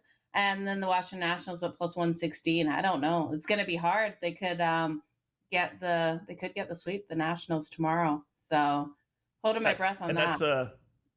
That's a noon Eastern time game too, so that won't even be on when we're on. So that's another reason to hand it out now. Just little case in point if you want to play that for tomorrow. So let's see what we got here on the baseball board. See if we can put a couple of plays in here. Update the scores. Pirates still, Pittsburgh still leads the Tigers 8-5. Pirates batting bottom of the 8th inning, so that's basically done. You got the Guards 6-3 over the Orioles, bottom of the 8th inning. That's basically done. That's another one of those. They're giving you 9.5, but we don't even have. We only have really one full inning, right? The bottom of the 9th or bottom of the 8th and then top of the 9th. So I'll stay away from that. My Red Sox laying another egg. It's a shame I'm right so many times, Joe. Really, it's being right all the time, it just gets to be a hassle. It really does. But I told you about this Red Sox team. I told you. I'm like, Vinny's like anti-Met, and he's a Met fan. I'm anti-Red Sox, and I'm a Red Sox fan. I knew they were going to come out second half of the season to lay an egg. I knew it. I just knew it. I knew it. This will be loss number 4 out of 5 games if they do, in fact, lose. And it's 4-1, bottom of the 7th. Unbelievable. It's not pretty. It's not pretty at all, Scott. I don't even know if I'd take them to be able to come back on that run line. I probably would stay off of it. I feel your pain, though. As a Toronto Blue Jays fan, I'm pulling for them today. My money's on them today, but it's very far and in between that I'm really rooting for the Toronto Blue Jays, especially for a full game. It's normally kind of a first 5 bet for them in those cases. But we do have the Chicago White Sox, my newly appointed team by you, down a run right now. But Tampa has runners on first and third, so they're threatening. It's a 4-3 game for the Tampa Bay Rays. I need the Chicago White Sox, if you guys haven't tuned into the earlier part of the show, and the run line laying 1.5. And why? Well, because I'm crazy. I bet it on the weekend, and Scott got to me yesterday saying I had to go back in on it today. So I went with it, Scott. All right. I hope I didn't give you a loser. It doesn't look too good right now, down 4-3. So maybe you can make some of your money back, if it is a loser. How about over? Again, 4-letter network has it with 1 out. Runners on first and third for the Devil Dogs. They're giving you 8.5. Can we get 2 runs? I'm thinking we're going to get 1, right? The runner on third base here, even if it's sack fly. So you got to figure it's going to be 5-3. Can we get another run out of the White Sox in the top of the 9th, plus 116? Oh, I'll take. I might take a shot at that. Yeah, I think it's definitely worth a shot here. I think the Chicago White Sox will bring home 1 runner. Then even if we go into extras, 4 apiece, we're going to go over that number. So, well, either way, we get 2 runs, we're going over it. So I like it, Scott. All right. Metsies have rallied down, was it 2-0, 2-1? And now lead the LA Angels 3-2. They're batting bottom 7. They got a runner on second base, it looks like, with at least one out. Minus 770. Obviously, you can't do that. Again, another example. It's a one-run game. You think, okay, if they were, minus 170 or so favorites, maybe it'd be like minus 250, 770 in a one-run game. It's crazy. So you can't bet the Mets, obviously. You want to lay a run and a half? Yeah. What are your Angels, plus 470? Yeah, plus 470 in a one-run game. They're giving me that money. I don't know, Scott. It's too good. The Braves didn't show up today. What the heck's happening there? The San Francisco Giants are up 9-0 over the Atlanta Braves right now. I am blown away by that. That live total is 11.5. They think the Giants are going to get the rest of the runs, I guess, hey? Because that's plus 112 to the over. Wow. Yeah. Obviously the Braves are going to bat bottom 9, but if this, if you could survive the bottom of the 7th, then I like that under 11.5, Joe. 9-0, barring something crazy, a Tuesday night, they're not hanging out at the ballpark in a 9-0 game. It's just like, let's get out of town. Let's get out of here. They're going to play tomorrow, but I don't see any 2, 3, 4 run rally here. So I would play, I don't think you're going to get 3 more runs in this game. You might get 2, but I don't think you're going to get 3. I'll go under 11.5, minus 1. All right, more baseball and WNBA checking the board when we come back here in the grid.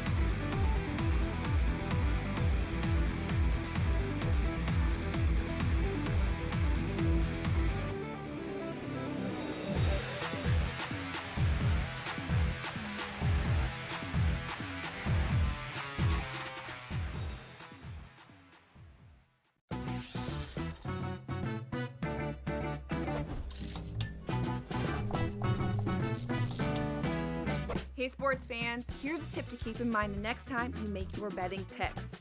According to research, home field advantage is no joke, especially in those playoffs. In the NBA and the NFL postseason, the home team typically has a 64% shot at victory. Now, go get lucky. See you in Las Vegas. Let's get lucky. I don't have a gaming unit, but I might get one just because of that CFL game. And I'll play with Bano online and kick his ass. He could be the Ticats. And I'll be the BC Lions. He could be the Ticats. Could be the Red Blacks. I'll be throwing bombs. I'll be throwing bombs. Sports Rage tonight. Only on SportsGrid. Devin Booker, do you know, in those 2 years, actually makes more in his salary than the entire Miami Marlins payroll this year, which I think is at like 62 million. That's a 72.5. I'm just doing the math really quickly. So one guy is worth more than 25, but we know how bad the Miami Marlins is. But hey, I just talk hoops. Betting above the rim. Only on SportsGrid.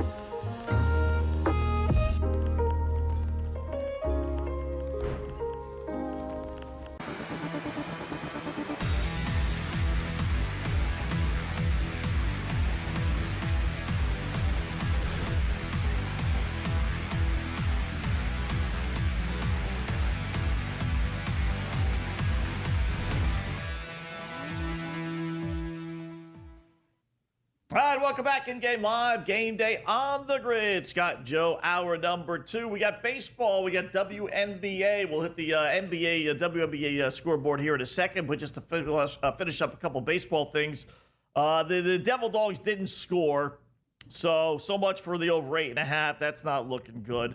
Good for you, though. You got a shot down 4-3 heading to the top of the 9th inning, are the White Sox, and I know you got Chicago. Toronto in the stank, still 4-4, top of the 8th inning. Over under is 10.5. I'm a little surprised. I mean, you got 8 runs I guess the thinking is you're going to go to extra innings, but although the under is minus 152, so you can't do that. I was going to say I'd take a flyer on the under, but not at 152 odds. I can't do that. And it's still Toronto minus the 140 favorite. Stanky's plus 110, Joe. So I'll lay you off that one. And I think if people didn't jump before, I would still look at the Toronto Blue Jays. They're just kind of juicy here on the money line at minus 140. I do think they have the opportunity of getting this done. I'm just watching Cody Bellinger is up right now, and we're looking at some strikeouts coming for the Jays. So they're doing a nice job right now, and I think they continue to do that. Plus 830 here on the Chicago White Sox, Scott. Man, I'm tempted on that money line just because I have the alt run line. So I laid 1.5. And if they only win it by 1, I'm going to be kicking myself. But do I really want to reinvest? It's probably not smart to reinvest on the Chicago White Sox one more time. Yeah. Top of the ninth? Probably not. I'm not doing it. Probably not. Probably wasn't smart if you didn't from the have a beginning. dog in the fight already, you maybe take a flyer. I mean, who's Tampa Bay to be that much of a heavy favorite? But I wouldn't. Yeah, I wouldn't double down. I wouldn't. If they end up losing or winning by 1, then at least they're the road team, so there'd be no reason for them to stop scoring if they got to extra innings. Your goal realistically is have the White Sox tie it, go to extra innings, and then put together a 2 or 3 run inning in extra inning. That's a possibility. So yeah, I wouldn't, but I wouldn't double down even though it's that big of a number. So Cubbies still hold a 2-0 lead over the Royals. Kansas City had the runners on first and third in the top of the 5th inning, but could not score. So bottom 5 they go. Cubs now 12-1, which is ridiculous. Royals are plus 630. Grab them plus 2.5 runs at even money if you want to. Over under 5.5. Nothing for me really jumps off the page with that. I mean, I like the Cubs to begin with. I got them in a parlay going against 45-year-old Rich Hill, but otherwise I wouldn't. You can't double down. It's not even worth putting in a parlay at 12-1. So nothing really for me in that game, Joe. Anything for you? Yeah, not really either, because even that run line, now you're going to have to lay 2.5 and it's minus 130. So no value there in that number. I did take the Cubs team total coming into this one. It was sitting at, I believe, a 5.5. So they're going to need 4 more runs for me to be able to get there. I was just trying to avoid a way of taking that run line on them because I expected a little bit more out of the Kansas City Royals. Not going to lie. I expected them to stay competitive here in at least the first 5 innings, getting 1 run. So with no runs here, I think the Cubs really turned to more of a defensive game. So we'll see what they're able to do. I would stay off the totals as well. And then the Colorado Rockies, what the heck are they doing right now to the St. Louis Cardinals? The Rockies just seem to not wanting to go away in this series. We know the Cardinals made a big push. Was it yesterday's game they had the comeback win? Or was it the on the weekend the Cards came back? But it's 6-0 right now for the Rockies, Scott. Yeah. Top 4, you're only getting plus 630, which is amazing, right? You got a 3-2 lead with the Mets, and they're a bigger underdog than the Rockies and Cardinals, with the Cardinals being down 6 runs, which is kind of funny. But I might take a flyer on the Cardinals plus 5.5. They're giving us right now minus 136. I don't think they're going to get blown out. 5th inning, you got plenty of, or 4th inning, actually, you got plenty of baseball left. So I'll double down. I got the Cardinals originally. I'll take them plus the 5.5 runs minus 140 on FanDuel. I will. Yeah, I think it's we'll a get to smart the way other to go. baseball games. Go ahead. Well, I was going to say yesterday, we were able to grab the Cardinals when they were down as well, and they made that comeback. So it was yesterday. Right. Yeah. Well, they were down big, but they were down a couple runs. And they came back and won. Yeah. So, WNBA, Minnesota's blowing out Chicago, 70-48. That was a 1-score game. Indiana and the Liberty tied at 67. Liberty laying 3.5. I got them earlier at 3.5. So they've actually come back and they're actually a 3.5-point favorite now. So a couple other scores, and we'll preview the other baseball games when we come back here in the grid.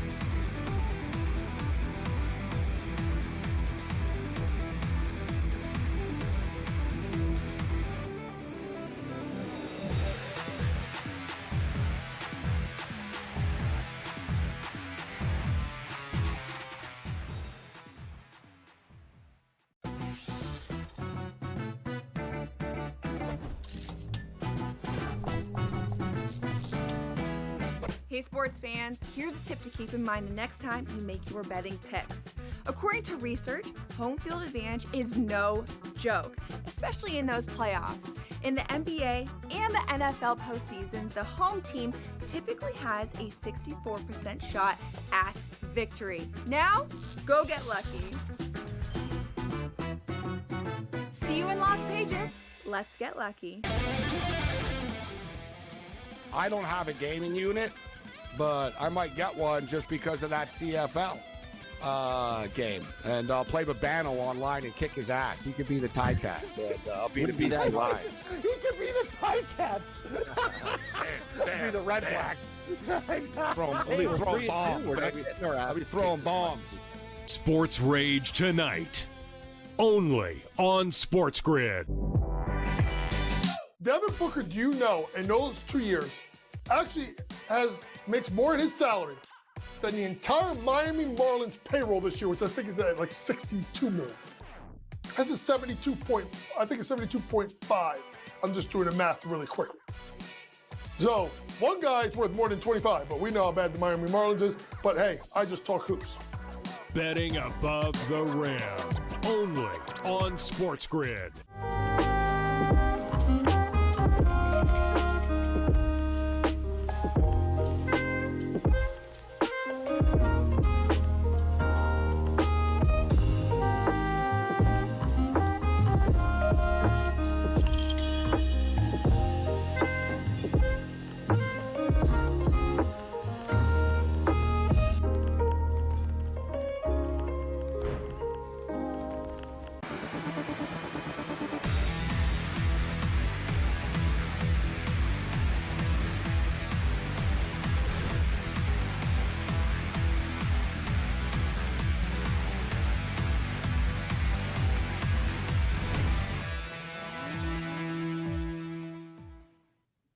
All right, welcome back in Game Live, Game Day here on the grid. Scott and Joe, as we check out some baseball, little WNBA tonight. So, last left you with the WNBA. We got two games, Joe. We'll touch on these here for a second, starting in about a half hour or so. We got Vegas at home against Atlanta. Vegas laying 2.5. Over-under there is 162.5 as far as some of the numbers that you might use to make your bets. I will tell you, Atlanta 13-10 on the season. Vegas 11-11. Only 9-14 against the spread. So it's been a disappointing season for Vegas, which was supposed to be really good. That's why they're only 9-14 against the spread. First of a back-to-backer for Atlanta. Always leery about that. They play at Phoenix tomorrow night. In fact, first of 3 straight road games for the Atlanta Dream. Ryan Howard, one of their better players, also out. We talked to Kate Constable about that, out with a knee injury, so she's not playing tonight. As far as the series goes, Las Vegas has won 8 of the last 10 matchups. That's because they've been pretty good. Atlanta's been, mediocre. Slight under, 6-4 under. No big deal there. I'll take the Aces at home. I know they've been a disappointment, laying only 2.5 or so. A lot of respect for this Atlanta team, which isn't great. So give me Las Vegas laying a small price, Joe. Any interest? Yeah, I think you're on the right side of this. We have seen the line move. It was just a flat 1 when Kate was on its move to a 2.5. There were 1.5s when it first opened. So we're seeing money move that line. I did grab the Aces earlier today when they were minus 120-ish on that money line. It's moved up to minus 148. I do think they can win. I believe that they cover in this one, just kind of leery. So I would wait for live laying a 2.5 and then getting a better number there. But I would look at Wilson to come out nice and strong. I'm taking her over the 23.5 points. And then I think her assists won't come tonight because she'll be getting those points on the board. So I'm cautious with her assists, but I'll take her over 23.5 points. That's coming in at minus 120, Scott. All right, next game is Dallas at Seattle. Dallas 6-17. Not a bad 10-13 against the spread record, though, so they do cover some of these games. Seattle's 14-9, only 12-11 against the spread. They've won 7 of the last 10 meetings against Dallas, only 4-6, though, against the spread. 2-0 against the Wings this year, Joe. 2 relatively close games. They won 79-71 back in May on the road. and then they beat Dallas 83-77 at home in early June. That game, Paige Beckers did not play for Dallas. She did in the first game. Dallas is not playing well. They've lost 4 straight by an average of 16 points a game, so they really things are kind of falling apart for them. But they're only 2-10 on the road straight up. I don't need them to win. I'm going to take a little flyer on Dallas plus the 7. I am. 2 games, 2 pretty close games. And you have an all-star break to kind of regroup a little bit. They've been so erratic, this Dallas team, that they're not like as bad as their record indicates at times. So give me a little flyer plus the 7 at Seattle. That line is suspiciously low, right? You would think that would be, a 10 and a half point favorite, to tell you the truth. So I'll take Dallas plus the 7. Yeah, it was 9, Scott. Like, these lines have moved since we've been on for the last hour and a half. So I think the Dallas Wings plus the 7. I'm kind of nervous about that because you were able to get them plus 9 before. I'll stay off it, but I will look at Paige Beckers here over her points. Her number is coming in at 17.5 and minus 106 to the over. I do think she should be able to get that on the board. And then I want to look at her for her threes. Now, her one made 3, it's minus 270, so you can't look at that. You'd have to look at her at 2 plus made 3s. It's coming in at plus 194. And I do think she shoots them up tonight. So I'll take Paige Beckers over 17.5 points, as well as 2 plus made 3s at plus 194. Scott, really hoping that one can cash for us tonight.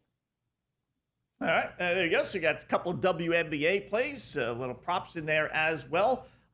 Things looking a little better on the baseball board.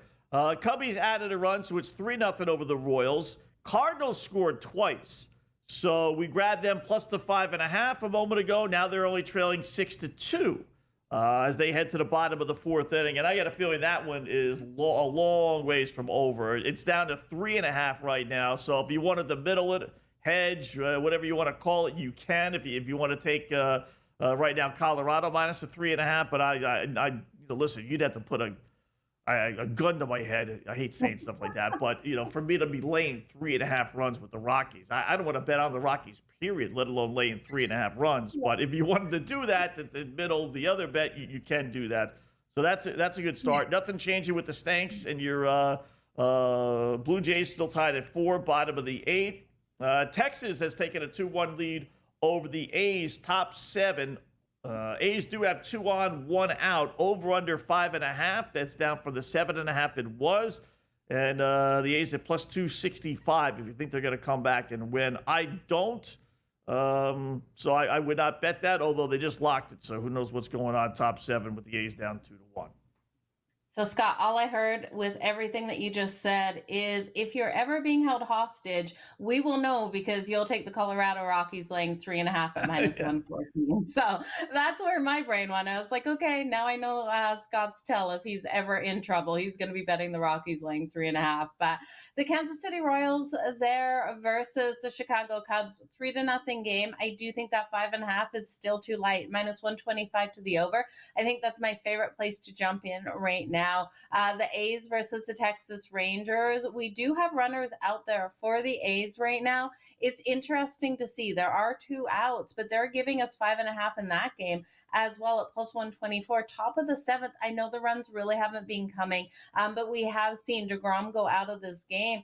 The A's might be able to get some runs here on Jackson. They've already put those runners out on base. So I would lean to the over 5.5 way before I take it to the under. The under is also so highly juiced, Scott. It's minus 166 to the under. Yeah, I'm on the under 7.5 to start the game, Joe, so I won't try and middle that. I'll just hope that they don't get any runs here. As far as DeGrom, I'm sure a lot of people played his props. He ended up going 6 innings, struck out 9. So he hit his total. I think it was 6.5. They usually it's 6.5, just because they limit his pitch-wise. Through 86 pitches, gave up just the 1 run, 9 strikeouts, only 3 hits. So I'm assuming he probably hit his outs prop as well. I didn't look for DeGrom today, but it definitely hit his strikeout props, getting the 9. So his out was 17.5 at minus 196 to the over, Scott. His strikeouts, his strikeouts was 6.5. minus 122 to the over. And if you played, this is a game that I was talking about, DeGrom and then Texas for the win. So you're halfway there if you played the 7 strikeouts for DeGrom and Texas to get the win at plus 135. You also would have hit, well, you're halfway there if Texas can hold on to the lead. The 8+ strikeouts and then Texas to get the win was plus 230. If you took it up to the 9+ strikeouts and Texas for the win, it was plus 410, Scott. So something I watched, didn't bet on those. I did take the 7+ and combine it with Texas for the win. So still waiting for that, but it was plus 135. It didn't really up your odds that much. Right. Yeah, I'm surprised it didn't go up because, it's not often. It's only about 50-50. Most pitchers, if you look at their game log and their record, it's about maybe a little bit more than that because of losses. But as far as wins are concerned, I bet it's only about 50, maybe, and I mean maybe 60% that the starting pitcher actually gets the win. You'd be surprised how often, like in this case. Now you know what? Good news if you did play that because Texas got out of the top of the 7, so it's 2-1. So he's still in line to get the win. But had the A's tied the game, then he's not pitching anymore, so he can't get the win. So you will see a lot of that. It's only that. That's why they generally give you. I'm surprised that didn't bump that up a little bit more. Well, I think like more I said, so because it was his strikeouts and then Texas to win, not him to record the win with his strikeouts. Oh, not him to win. Okay. Yeah. Gotcha. My bad. I will preview the late games when we come back to Game Live.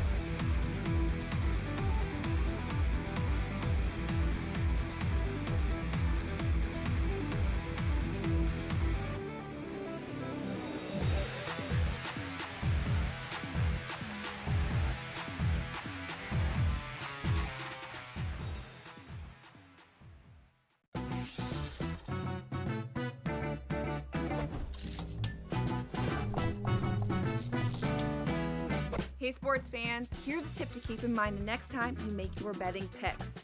According to research, home field advantage is no joke, especially in those playoffs. In the NBA and the NFL postseason, the home team typically has a 64% shot at victory. Now, go get lucky. See you in Las Vegas. Let's get lucky. I don't have a gaming unit, but I might get one just because of that CFL game. And I'll play Babano online and kick his ass. He could be the Ticats. And I'll be the BC Lions. He could be the Ticats. Be the Red Blacks. Exactly. I'll be throwing bombs. I'll be throwing bombs. Sports Rage tonight, only on SportsGrid. Devin Booker, do you know, in those 2 years, actually makes more in his salary than the entire Miami Marlins payroll this year, which I think is at like $62 million. That's a 72.5. I'm just doing the math really quickly. So one guy's worth more than 25, but we know how bad the Miami Marlins is. But hey, I just talk hoops. Betting above the rim, only on SportsGrid.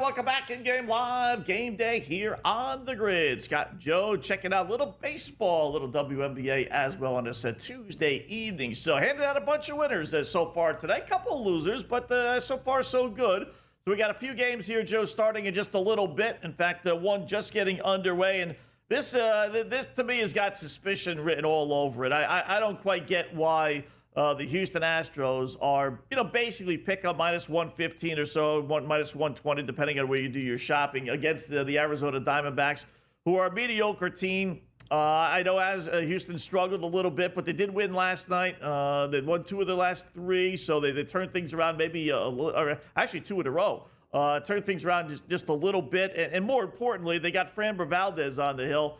He's won personally 9 straight games. We told you earlier today, Houston has won his last 12 straight starts. 12 in a row that this guy's been on the hill in which Houston has won.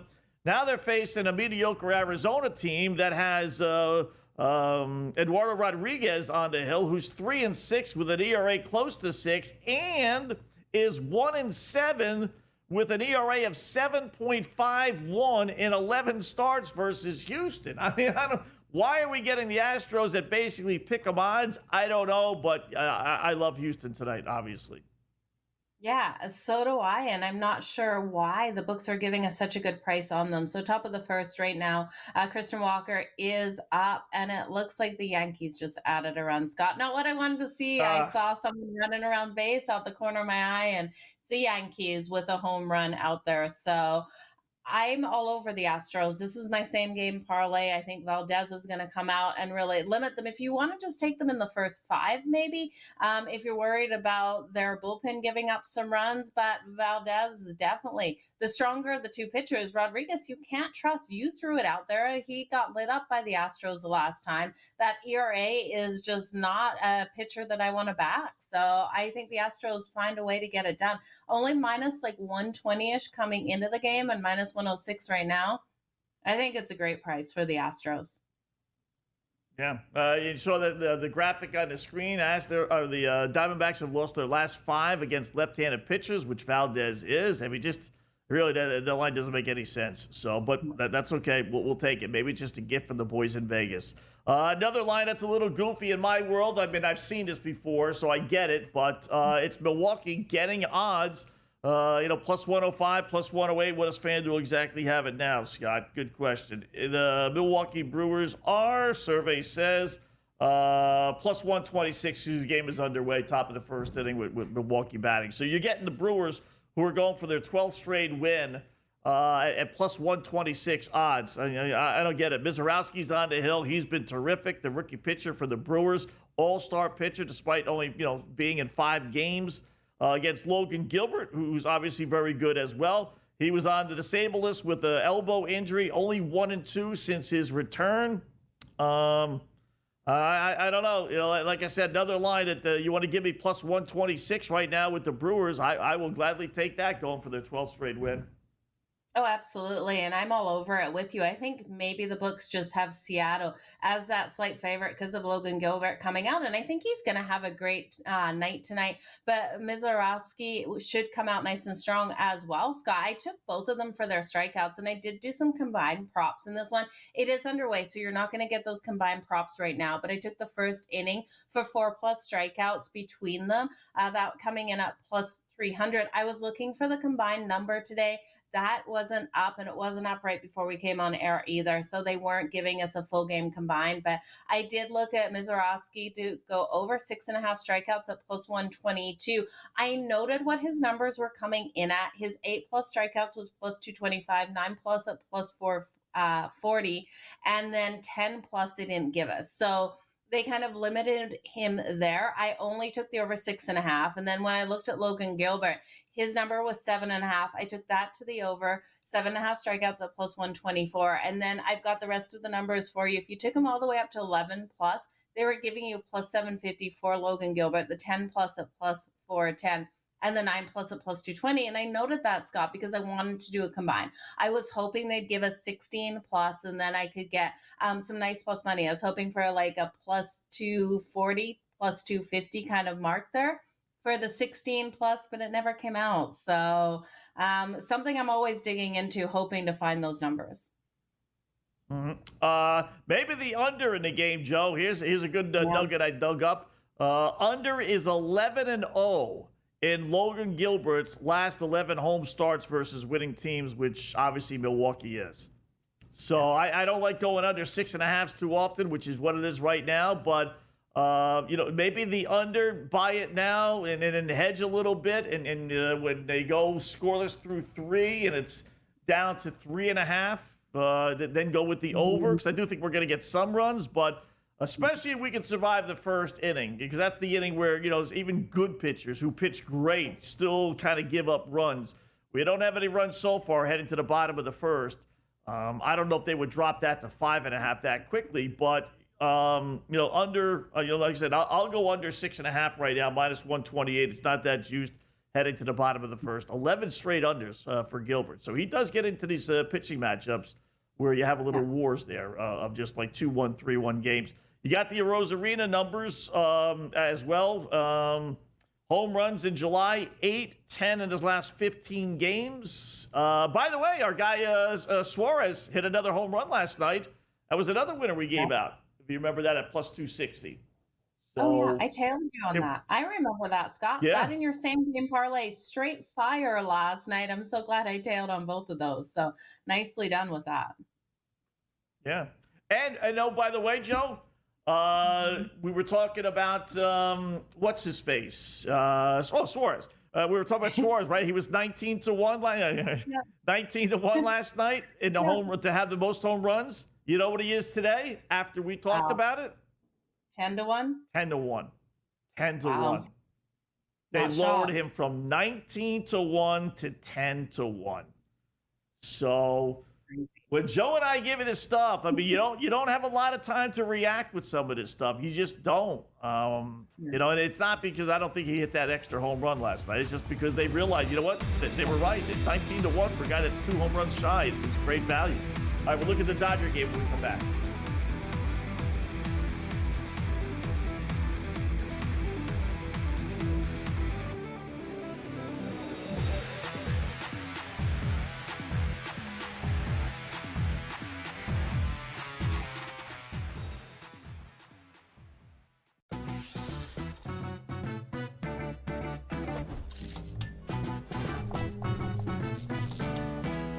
Hey sports fans, here's a tip to keep in mind the next time you make your betting picks.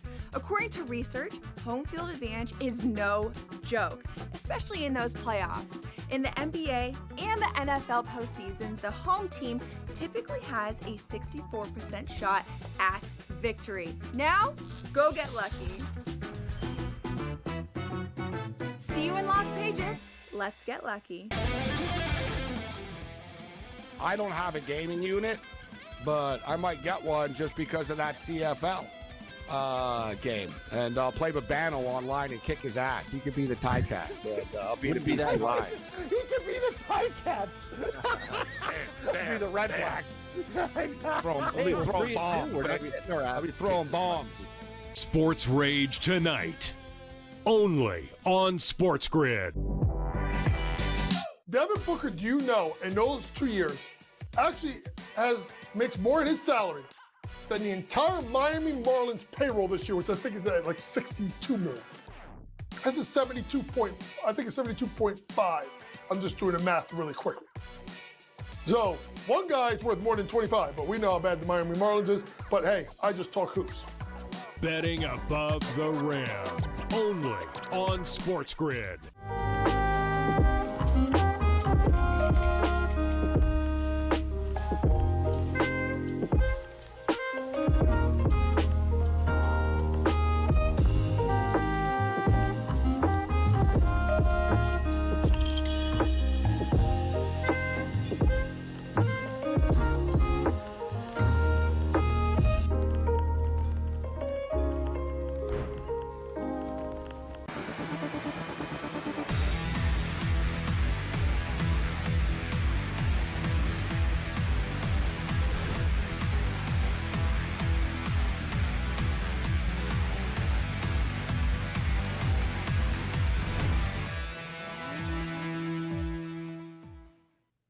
All right, welcome back in Game Live. Game Day here on the grid. Closing up shop, boy, fast 2 hours. We got George Kurtz, Adam Kaufman. We'll take you over the next 2 as they sit in for Gabe and Cam right here on SportsGrid TV as well as SportsGrid Radio. A couple of baseball finals before we preview the Dodgers. Tampa Bay did beat the White Sox, all right, 4-3. So the White Sox season-long 4-game winning streak, best is over as they lose 4-3. Nationals 6-1 over the Reds. We talked about that. Phillies beat our Red Sox 4-1. And I think they had like another balk or catcher's interference tonight too for the Red Sox. And team's falling apart. Marlins 4-3 over the Padres. You got the Pirates 8-5 over the Tigers. Guards beat the O's 6-3. Nothing out of Baltimore tonight, so they dropped the first two in that series. And then we got Rockies 6-2, bottom 5 over the Cardinals. Rangers have broken things open, Joe. So you said over 5.5. You got it 6-1. Texas leading Oakland / Sacramento as they play top of the 8th inning. So now I'm holding on with my under 7.5. And then we got the Cubbies 3-0 over the Royals. But the Mets and Angels are taking forever to play. 3-2, top of the 9th. Stanek pitching for the Mets. Angels with a runner on base, on first base with nobody out. So you want to do a little flyer on the Angels right now? Where are we with that one? I'm guessing they're about 3-1, 4-1. Survey says they are plus 560. It's a good price. You know, it's not bad. Not bad, right? You've got a little act. You got a runner on base, nobody out. Why not? Blue Jays have a runner on base, down 5-4 against the Stanks, plus 3-1. Maybe put money on both the Angels and the Blue Jays, hoping at least one of the two come through. That's what one has to come through here, Scott, for sure. And then if you did play the combined strikeouts between the Milwaukee Brewers and the Seattle Mariners, it is already cash. Seattle's Logan Gilbert got 3 strikeouts on the board, and you've got to pronounce his name one more time so I can copy you, Scott. Mizorowski has 2 strikeouts already. So we've got 5 strikeouts in this first inning right now, and the possibility of him getting another. So we're on a strong game here for these pitchers. Wow.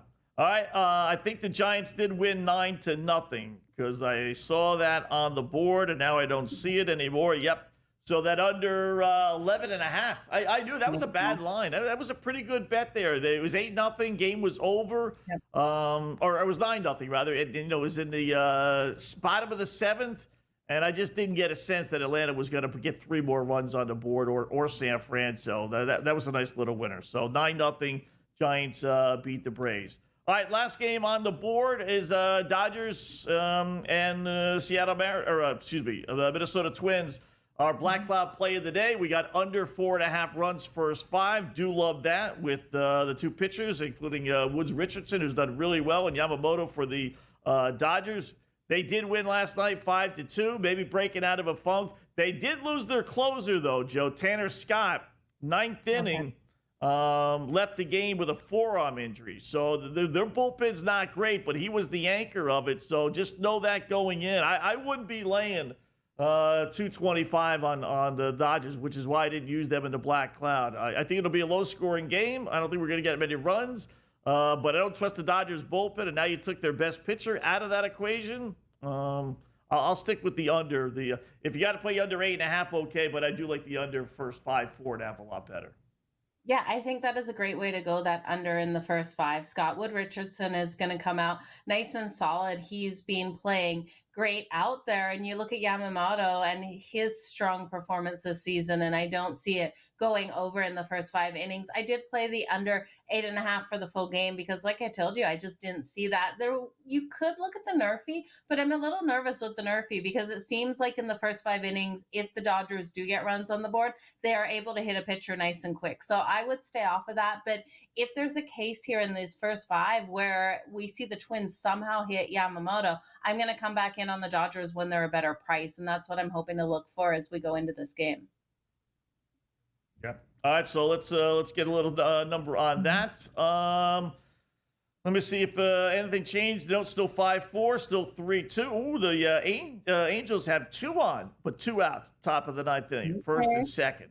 So they got a shot. We hopefully can cash one of those 2 tickets. WNBA, Minnesota by 23, Liberty by 12. They're starting to pull away. It looks like we're going to get a winner out of that one, Joe. And then we got the 2 games coming up, Aces and Atlanta, and then Dallas and Seattle. So great job, Joe, as always. Gabe and Cam are off. Adam and George Curtis coming up next here on the Grid.